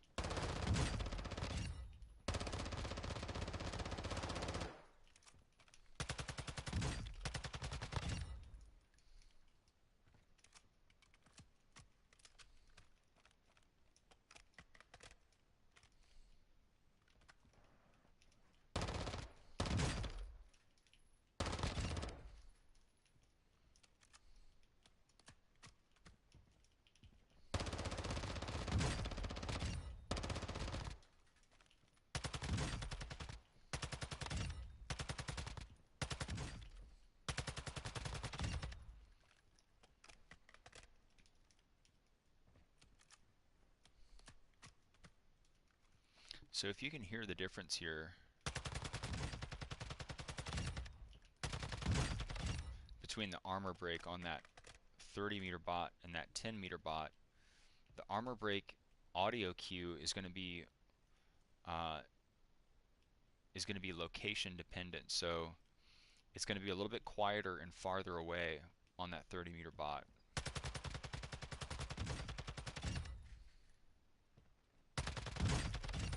So that's a lot louder and closer. So sometimes you can have guys or bots lined up in like a collateral fashion like this, where they're one each behind the other. And so if you get an audio cue that's a little bit quieter and farther away, you know that you've broken probably this guy or maybe this guy, and that this guy is not the one that's giving you that armor break cue. So that one was loud and close, so I know I had broken the first guy. So I know that the guy at 20 and 30 meters are not broken. So when I go back to re-engage them, I can expect them to be fully armored. So I'm going to have to, you know, if I only have 8 rounds and I know that guy's fully armored, I probably want to take a second to try to get a tactical reload in before I commit to firing on this guy.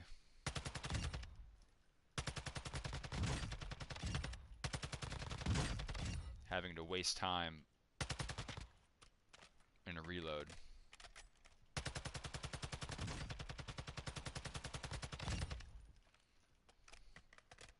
That's going to take a lot longer to kill him rather than just going in with a full mag or a half full mag.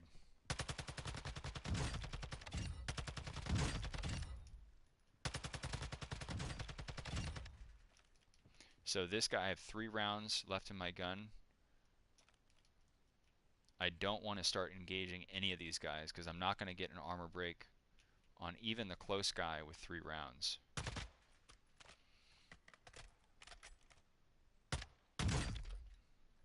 It's going to take me at least 5 rounds to break that guy's armor at 10 meters. 6, 7, 8, 9. And 9 rounds into the chest at 10 meters for a down. It's actually your base health. You probably have a little bit more than that in game. That's probably not quite 150 HP between this here. 1, 2, 3, 4. You probably have a little bit more HP in game. So that is something that got me killed recently. I spent a lot of time in firing range, and I was trying to clutch a 3v1. My other teammates were dead. They were relying on me. I had gotten a couple downs and kills, and this is probably one of the last guys on the enemy team. I had a Vaznev at roughly this range, and as I went to I put shots in him, broke him. I thought I had downed him and went to go for a throwing knife finish. Missed the throwing knife. He still stood up, you know, and all he had to do was, you know, just put shots back into me, reload, or hit his throwing knife or whatever. I forget exactly what he did, but it was that little bit of damage that got me killed there. Lost us the entire fight. Lost us. That was a team wipe.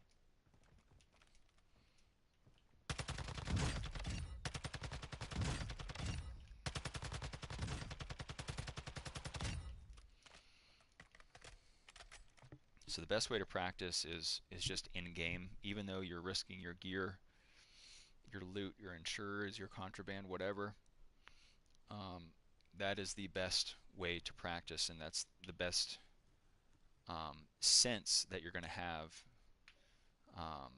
is to practice in game. Just run a lot of live matches, whether that be going in with guys you trust, random teammates, or solo. All 3 of those types of play experiences will give you a more well-rounded,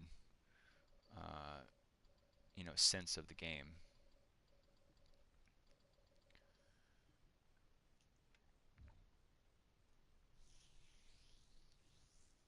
And we do have a couple buddies online. We'll see if Spec wants to play in just a bit.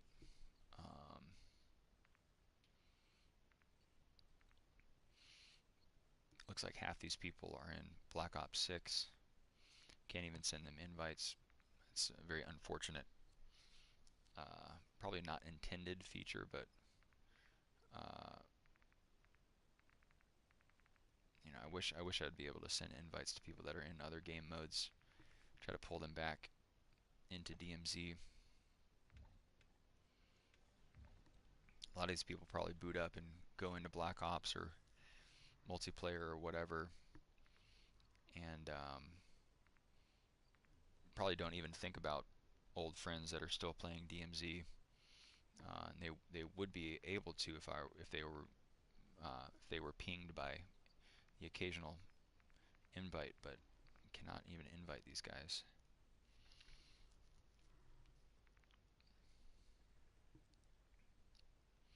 But I'd really like to play with Spec. Let's see if we can get him on soon.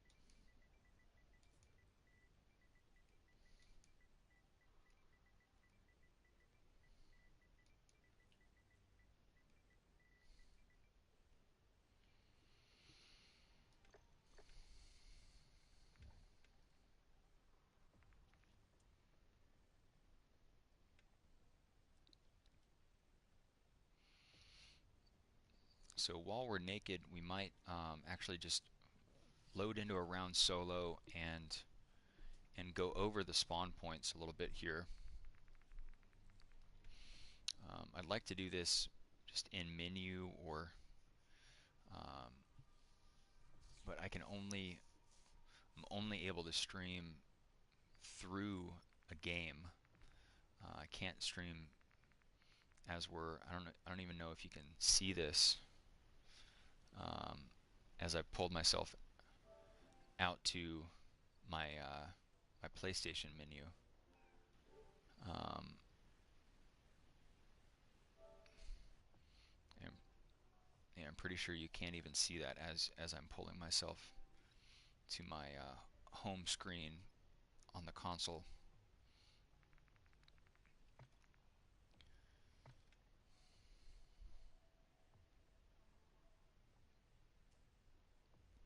But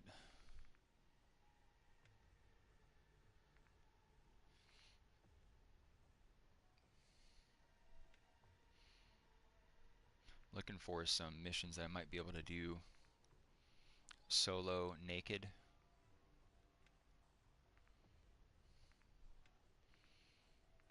Just to have a little bit of direction.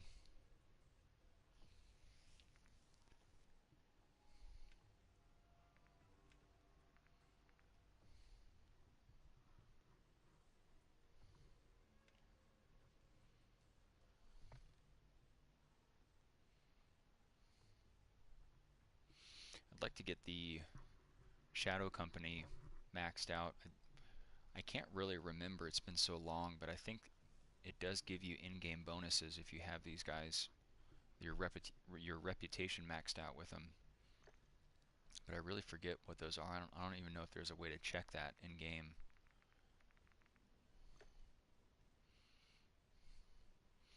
Extract 2 encrypteds, 3 contracts, and 4 reinforcement helos from the MRAP. You don't have to have an MRAP key to do that part of that mission. You can use the grenade launcher or the turret without having to start the MRAP up. A while ago I was having to clutch again, and I was on the run from a fully stacked team, and there was an MRAP idle at spawn in its spawn position in Actar, and as I was running from a guy, I was able to cycle in and out of the driver's seat of the MRAP very quickly, switch to the and I did not have a key. I didn't plan on moving it, but I knew I could use the weaponry on the MRAP, and I was able to cycle through to the shotgun position where the grenade launcher is and net a down on that guy, which helped me just live a little bit longer before the rest of his 2 or 3 teammates were able to catch up and triangulate onto me.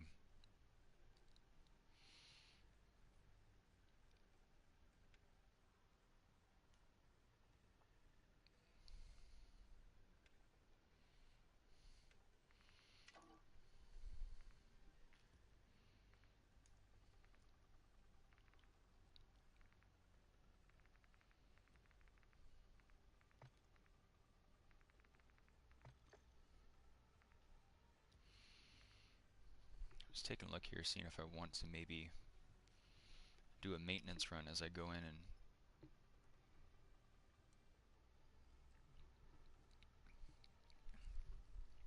take a look at the tack map and go over the spawn positions.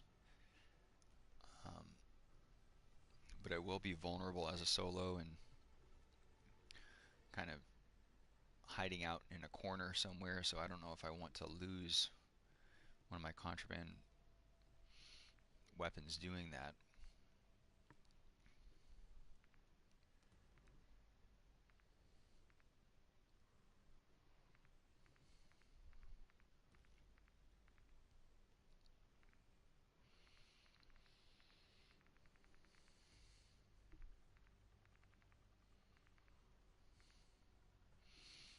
Could take in a shield just for the damage mitigation and survivability. Maybe pick up a Vaznev and throw a magazine on it or something like that.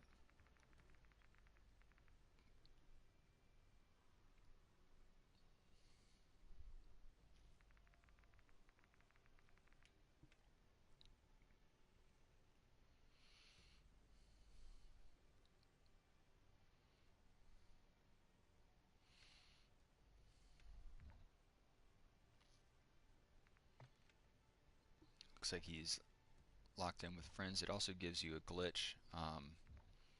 Even though it says he's in a party, which should mean that he's in menu.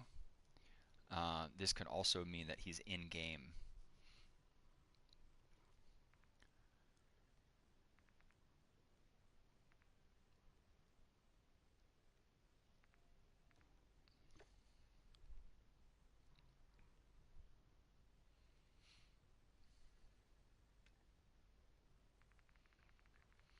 So I think what I'll do is I'll take in a shield and a little bit of cash,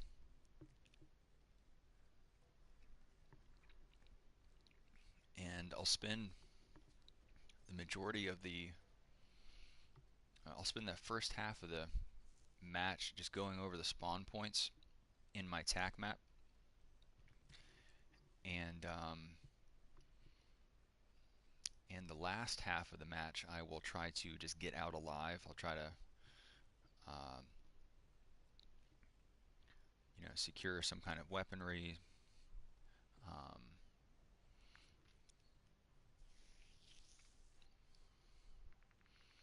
maybe make a push for Chemist, get his M13 Bravo, his med plate, um, if he's still alive. Maybe check high rise for the tack, or just maybe go into Kosh from there.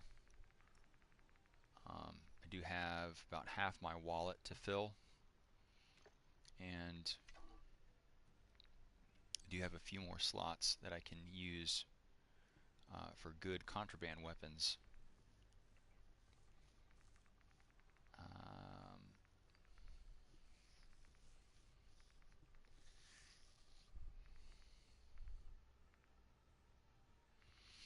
Might want to level up this HCR a little bit.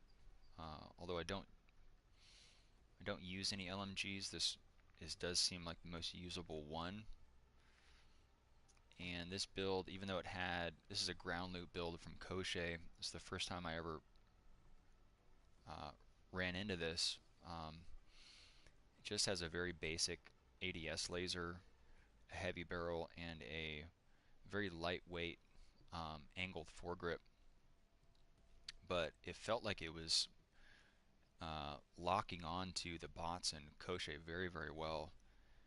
So at like kind of close or medium distances, it felt like it was hitting quite hard, but I didn't engage any players with this, and I haven't used it since, so I don't really know if it's worth it or not to start using this thing. But at the least, I could get it maxed out, get all the attachments, get the tuning unlocked for it, and then kind of play around with it in firing range from there. Kind of find a build that may be usable. So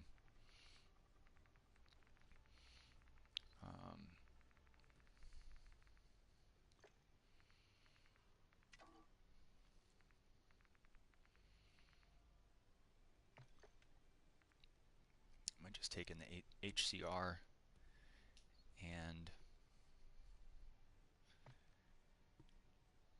maybe a little bit of cash for a 2-plate, and might go into Kosh from here if I get a good spawn for it. If I don't, I might just do what I was planning on doing and going over the spawn points with you guys.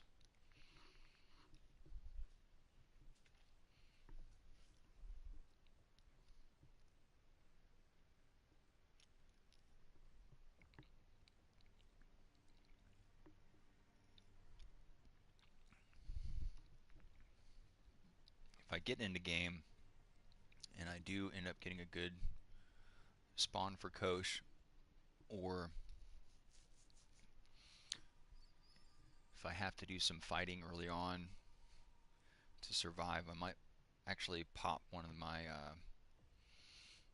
weapon XP tokens for the HCR.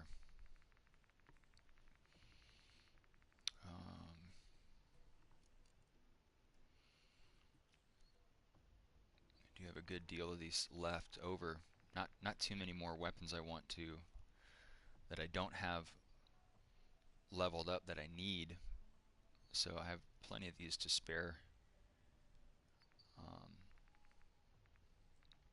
I am max rank now, so I don't need to worry about using XP tokens at all ever again.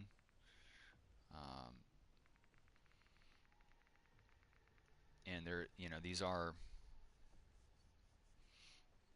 you might still be able to get them from missions.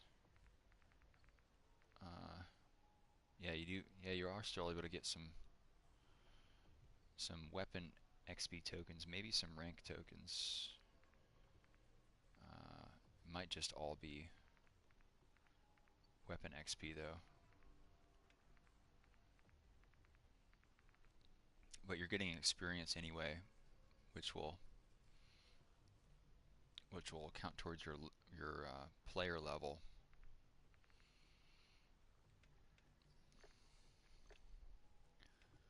But let's take in the ACR, try to level it up, and just want to see where I am with that, with the HCR level. LMGs, just one level to go, so no.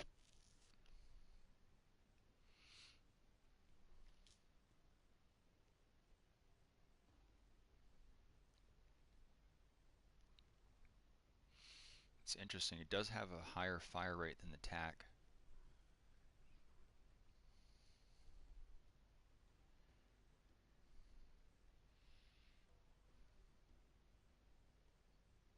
Far less damage, but that might be from the TAC that, yeah, I think that's from working from my built-out TAC. So let's see if I can change this to just a base TAC and see if it gives me a different reading. So same damage as the base TAC.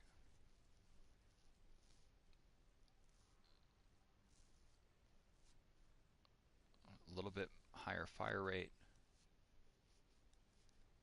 Obviously way less mobility and handling. But if it has the same base damage as the TAC, it might be worth it for that reason alone. With an LMG, you're going to be able to throw on, it's going to come base. The HCR is going to come with a 60 round mag base, but you are able to bump that up to 100 rounds.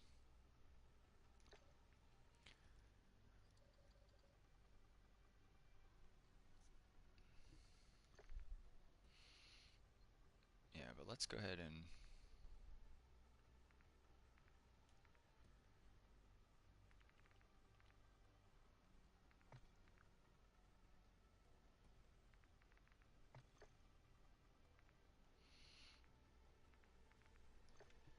let's take in the HCR,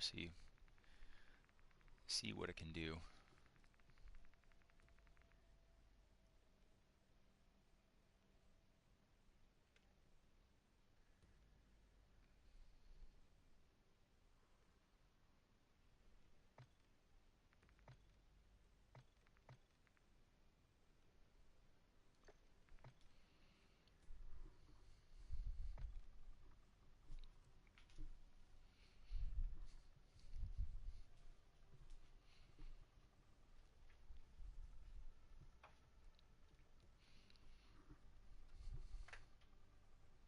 It's very busy with work tonight. Multiple calls in, and I would have liked to. It's a Friday. Would have liked to made it a night of gaming, but sometimes it just do be like that.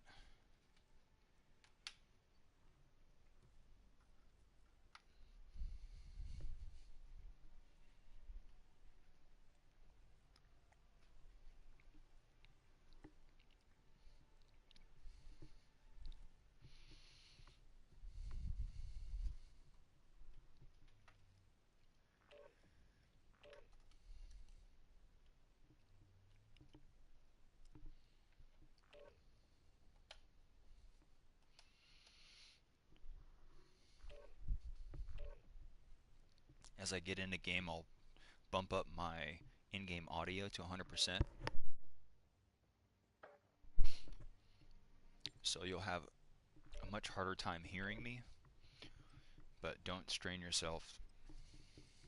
Just turn down your headphones as I get in match here.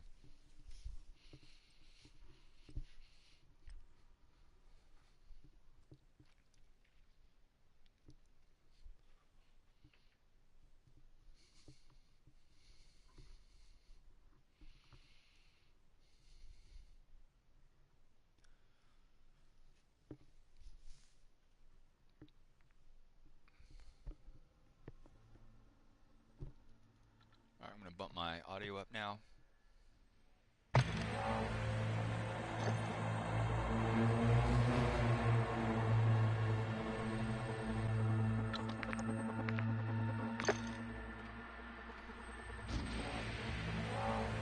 Welcome to Al Mazrah. Exploring, looting, and securing intel will open access to missions and targets. Expect resistance from local forces, and watch for other operators in the AO.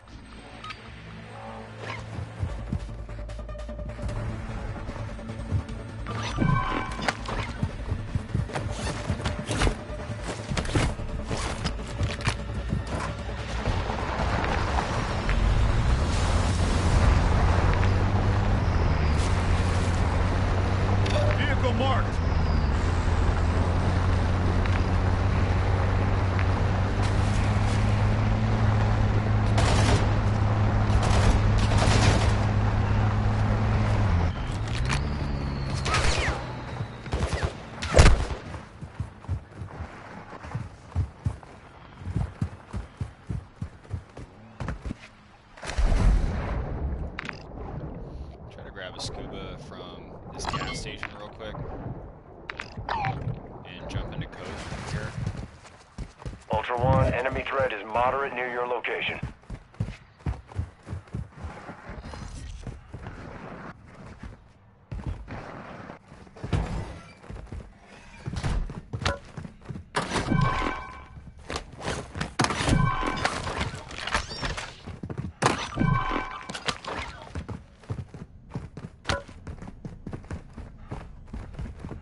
Scubas.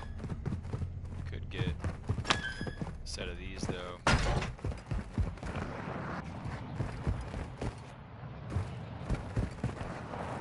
This is a hot place at the start of a match.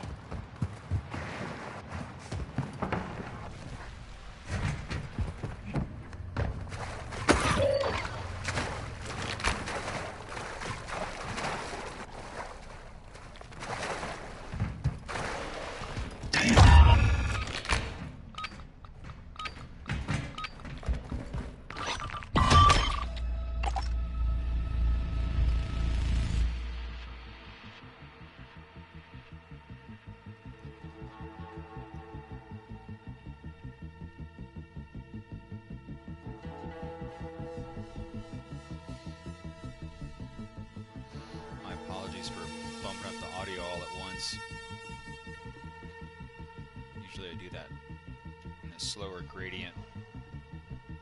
Just felt lazy that time, so I do apologize if I blasted you there.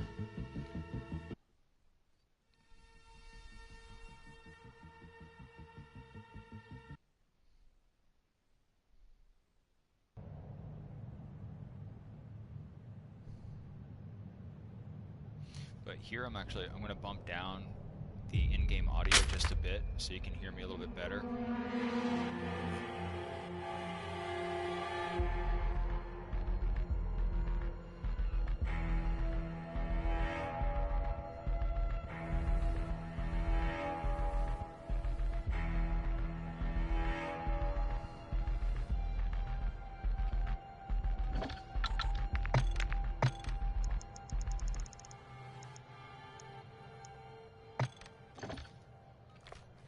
Turn it back up if I have to start engaging players down here. For one, we've lost visual on your location. Use any markers you can find to navigate through the area. So I'm going to keep my self-revive items in my first slot so that when I open up my backpack after going down and having to burn a selfie, I can easily and very quickly get to my replacement selfie. It's very crucial as a solo player.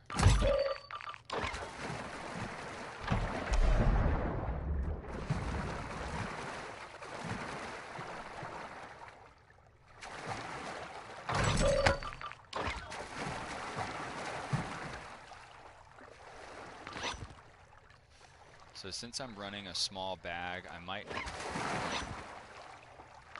You know what?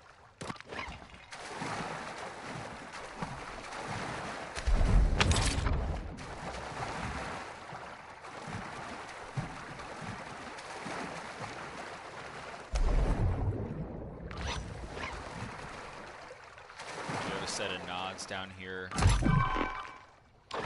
Selfie box. I'll have to remember that. Switch to stims. I don't find much utility in smokes in coach. Medium bag. Okay, I can definitely go for the keys now that I've found that medium bag. And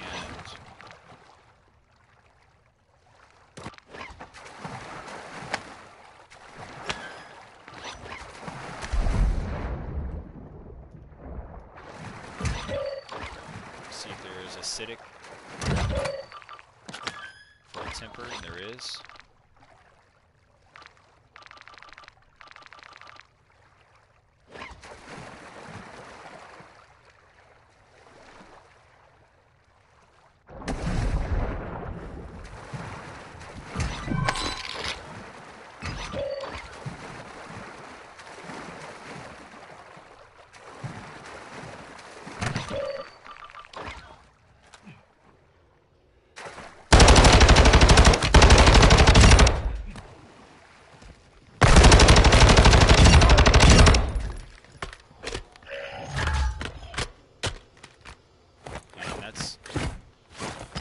Max level on the HCR.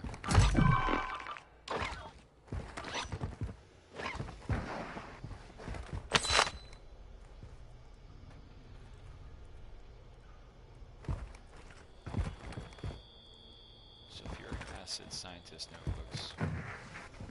Is there sulfuric down here?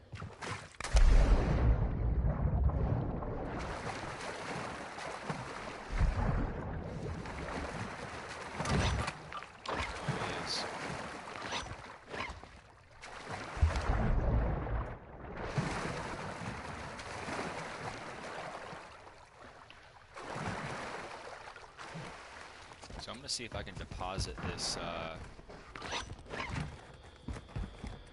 key first. STB. So these are kind of brother guns here. Same platform. Just an AR and a...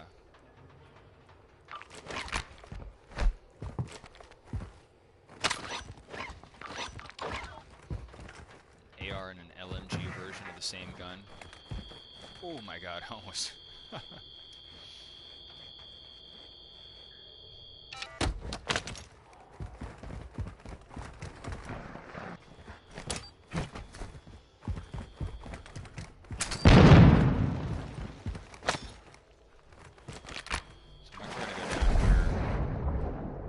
Deposit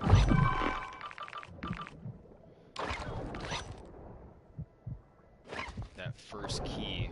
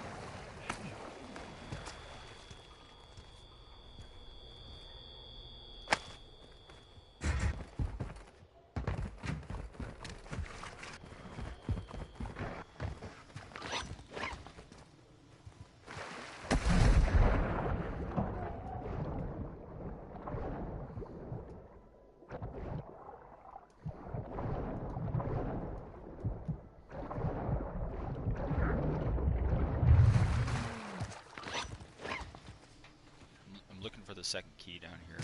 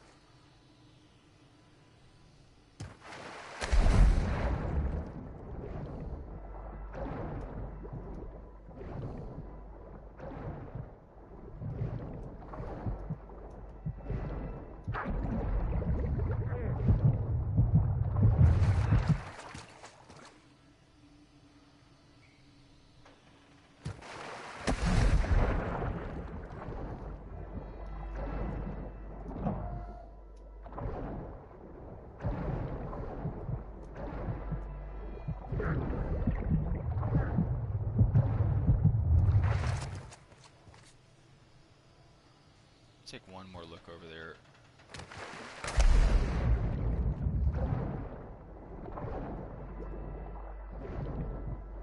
Just a wrench.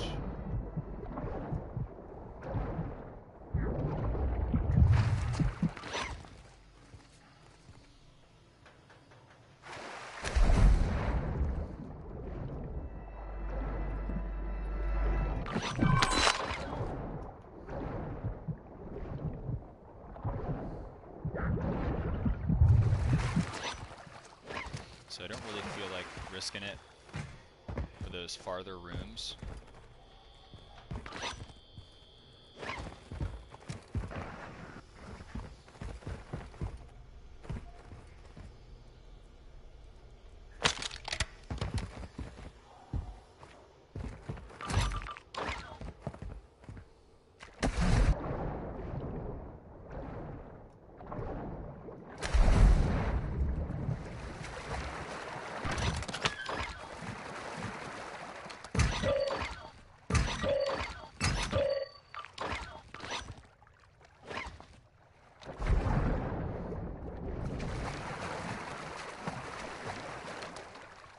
So when I get out here to Dark Zone, I'm going to run straight for Alpha Cluster.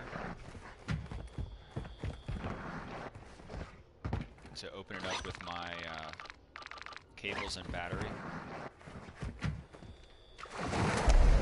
Give myself a little bit more inventory space.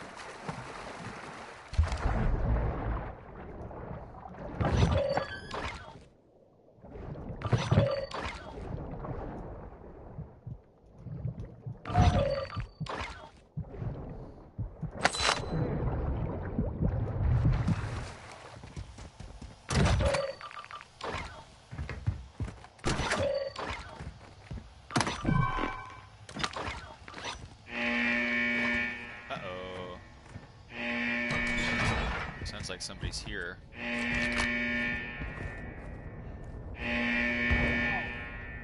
Ultra One, be advised. Ultra One, you've got hostile reinforcements incoming.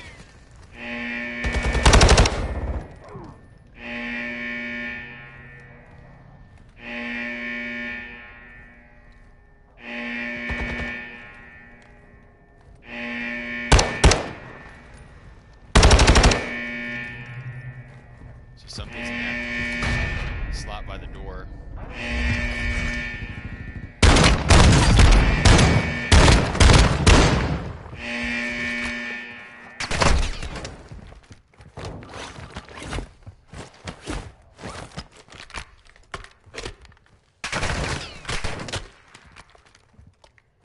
Don't know if they have teammates. Sounds like they do. Ultra One, activity has increased in the area. Keep your eyes open.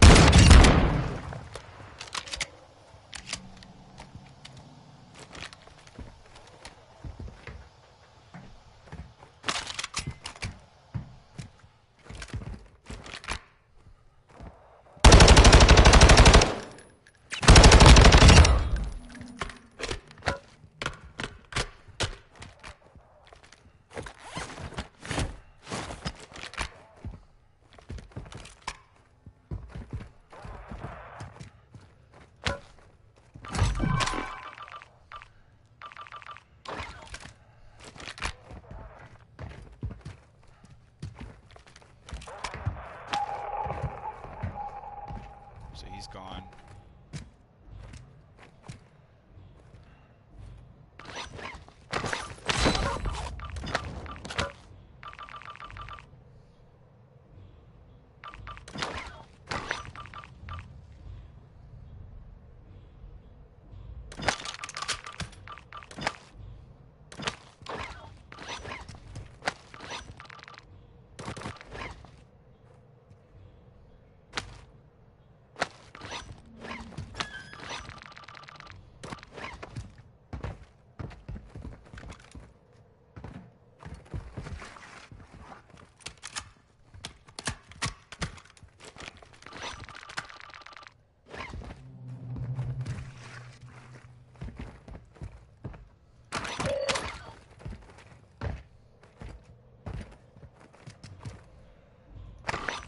Ultra One, there's increased enemy activity in the area. Expect contact.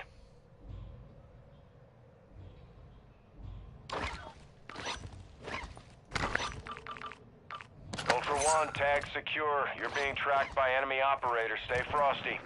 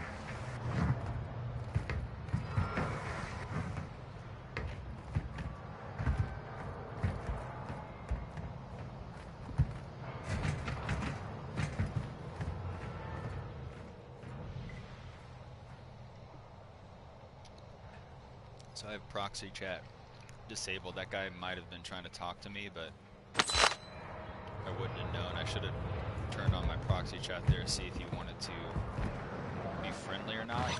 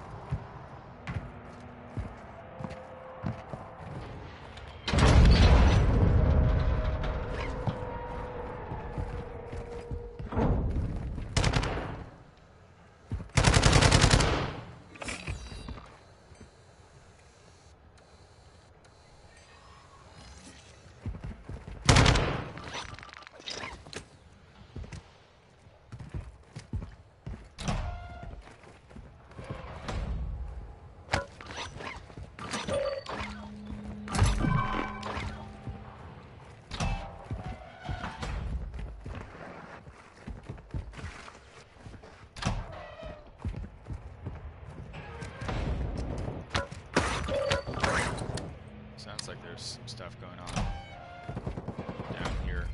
Decoy grenade.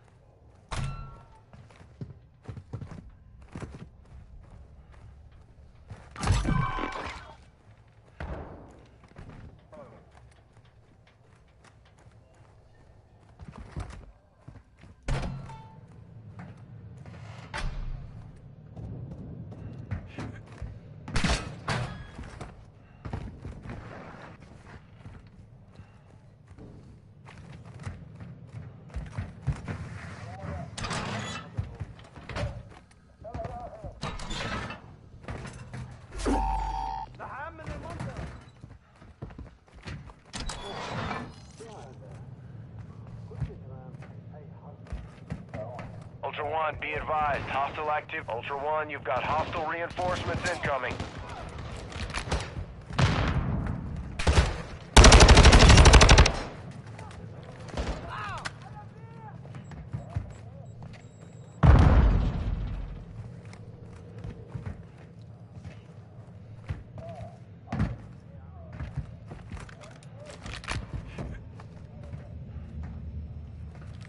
I think those might be bots shooting each other.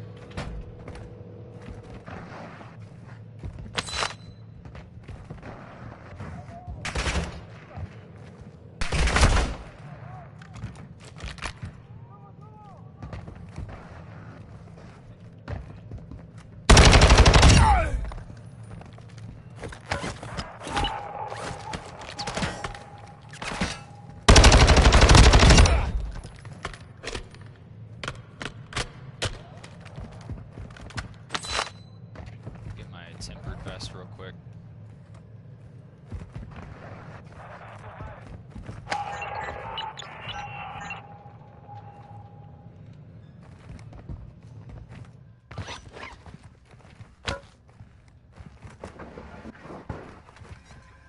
Ultra One, be advised. Threats are moved. Ultra One, we're seeing increased activity in the area. Stay sharp.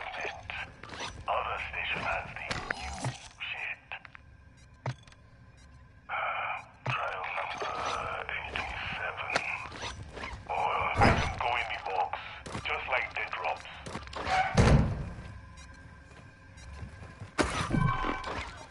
We'll fix this. We'll fix everything.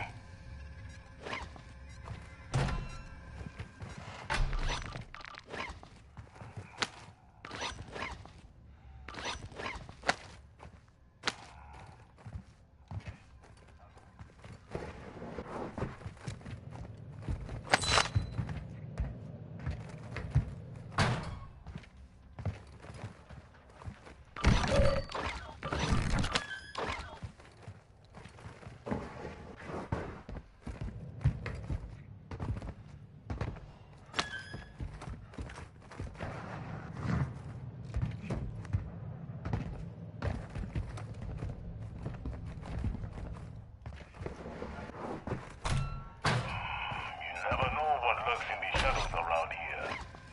What have you got for me? I found everything I needed. My station is open for you. Those will give you an edge, and maybe keep you alive.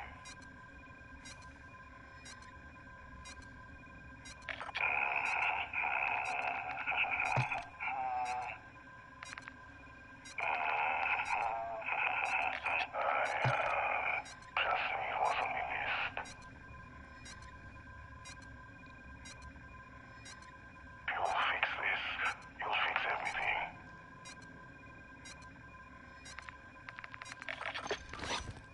Willing to trade for a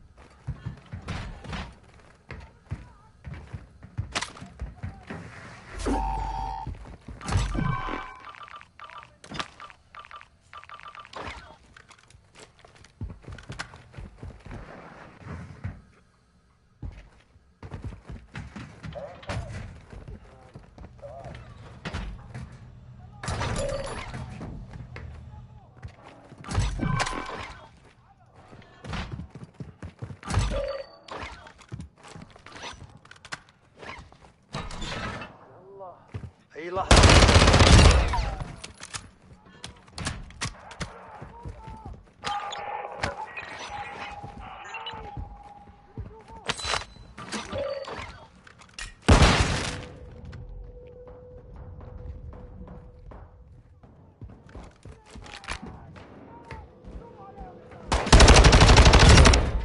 Ultra One, be advised. Hostile area.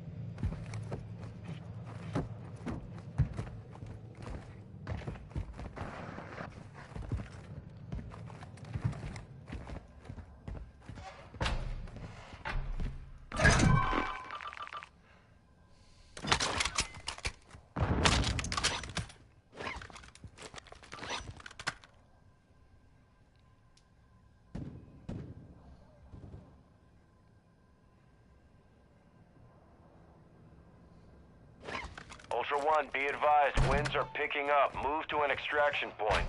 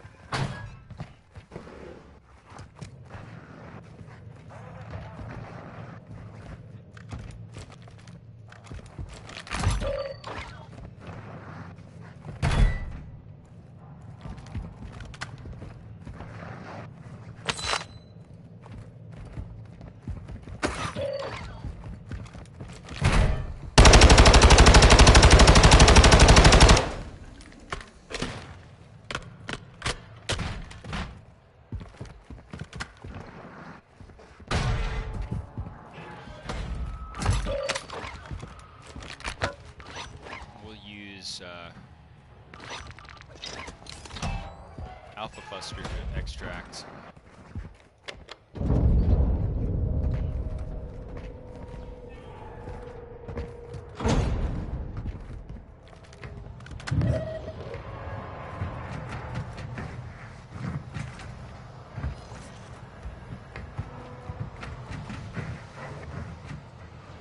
little bit safer than out here.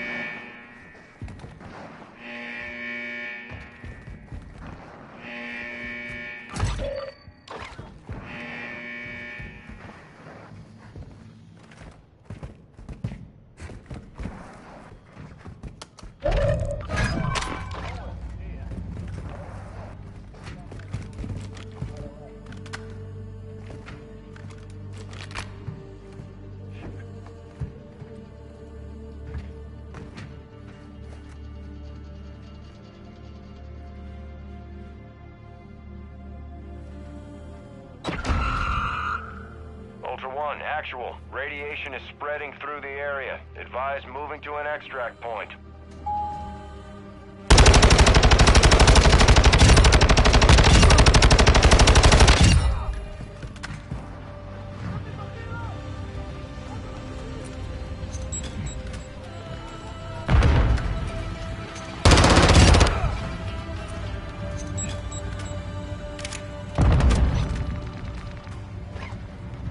Ultra One, activity is increasing near your location. Stay alert.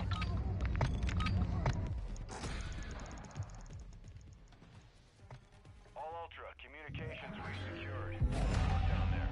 Alright. Sorry to that guy. I don't know if you're trying to be friendly or not, but in Kosh you can't team up. You can only operate on trust. And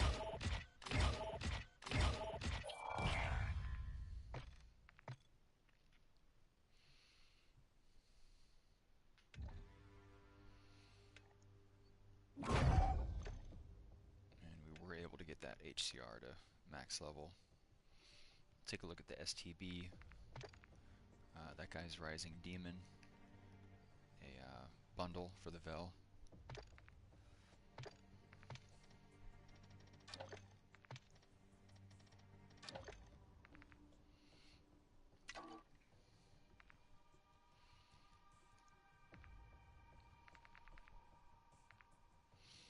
Alright, so that is max level.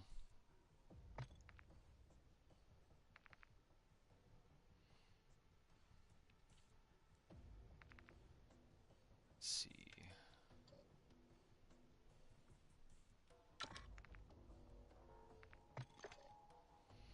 I think we have to go with a 100 round mag. I don't want just a slower version of the tack. The same base damage as the tack, but might as well try to get those extra 40 rounds out of it. It will need an ADS laser. Handling is really bad on the LMGs. Very slow weapons. I want to go for armor piercing on any AR type platform. And it does have a heavy barrel option that will give us some more recoil control and bullet velo, but it will further hamper our movement speed. It'll take away from our damage range too, which we really don't want, and will make the weapon even slower for ADS.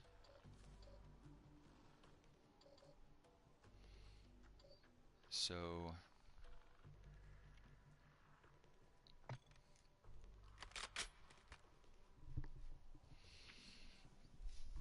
let's see.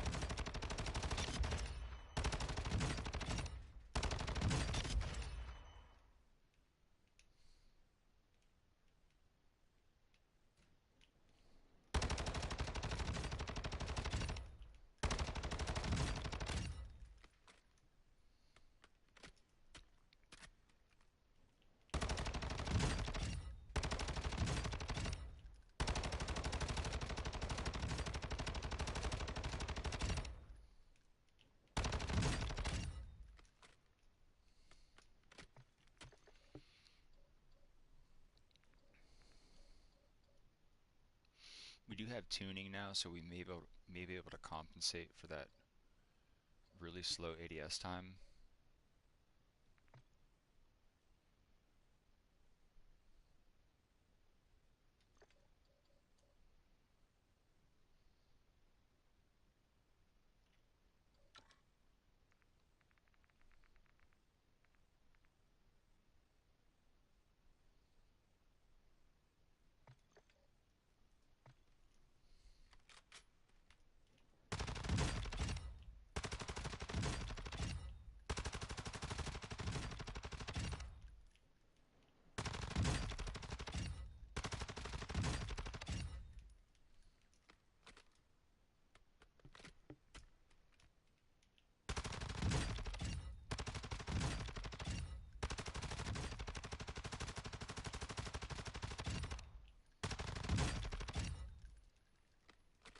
want to be able to hit long-range shots with the LMG.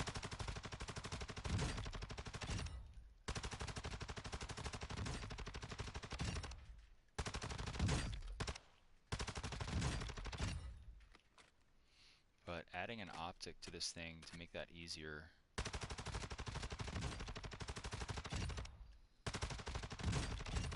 will just further slow down the ADS time.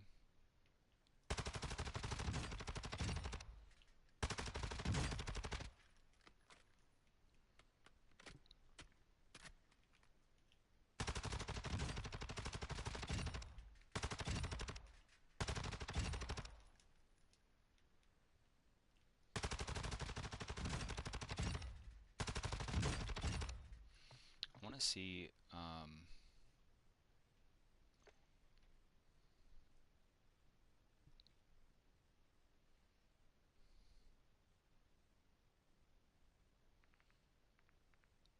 oops, I forgot to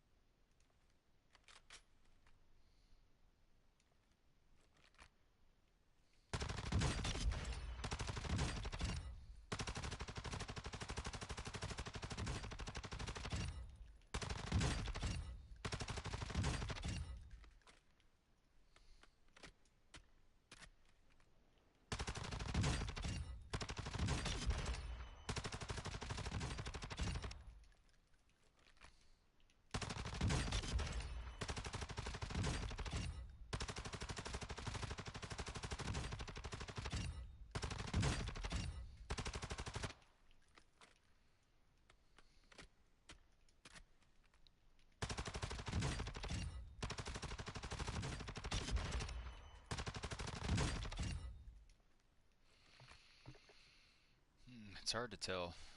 It's hard to tell if that's actually making a good improvement, any improvement or not. As you can see, it really takes away from that aiming idle stability a lot before it even starts giving you a quicker ADS time.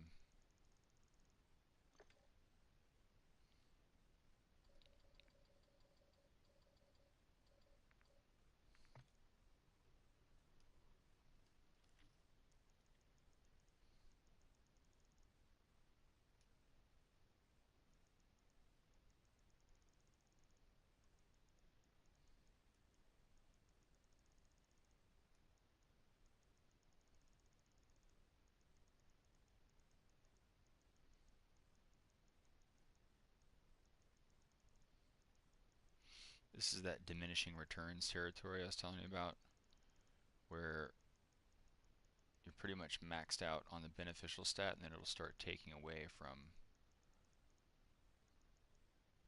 that other stat.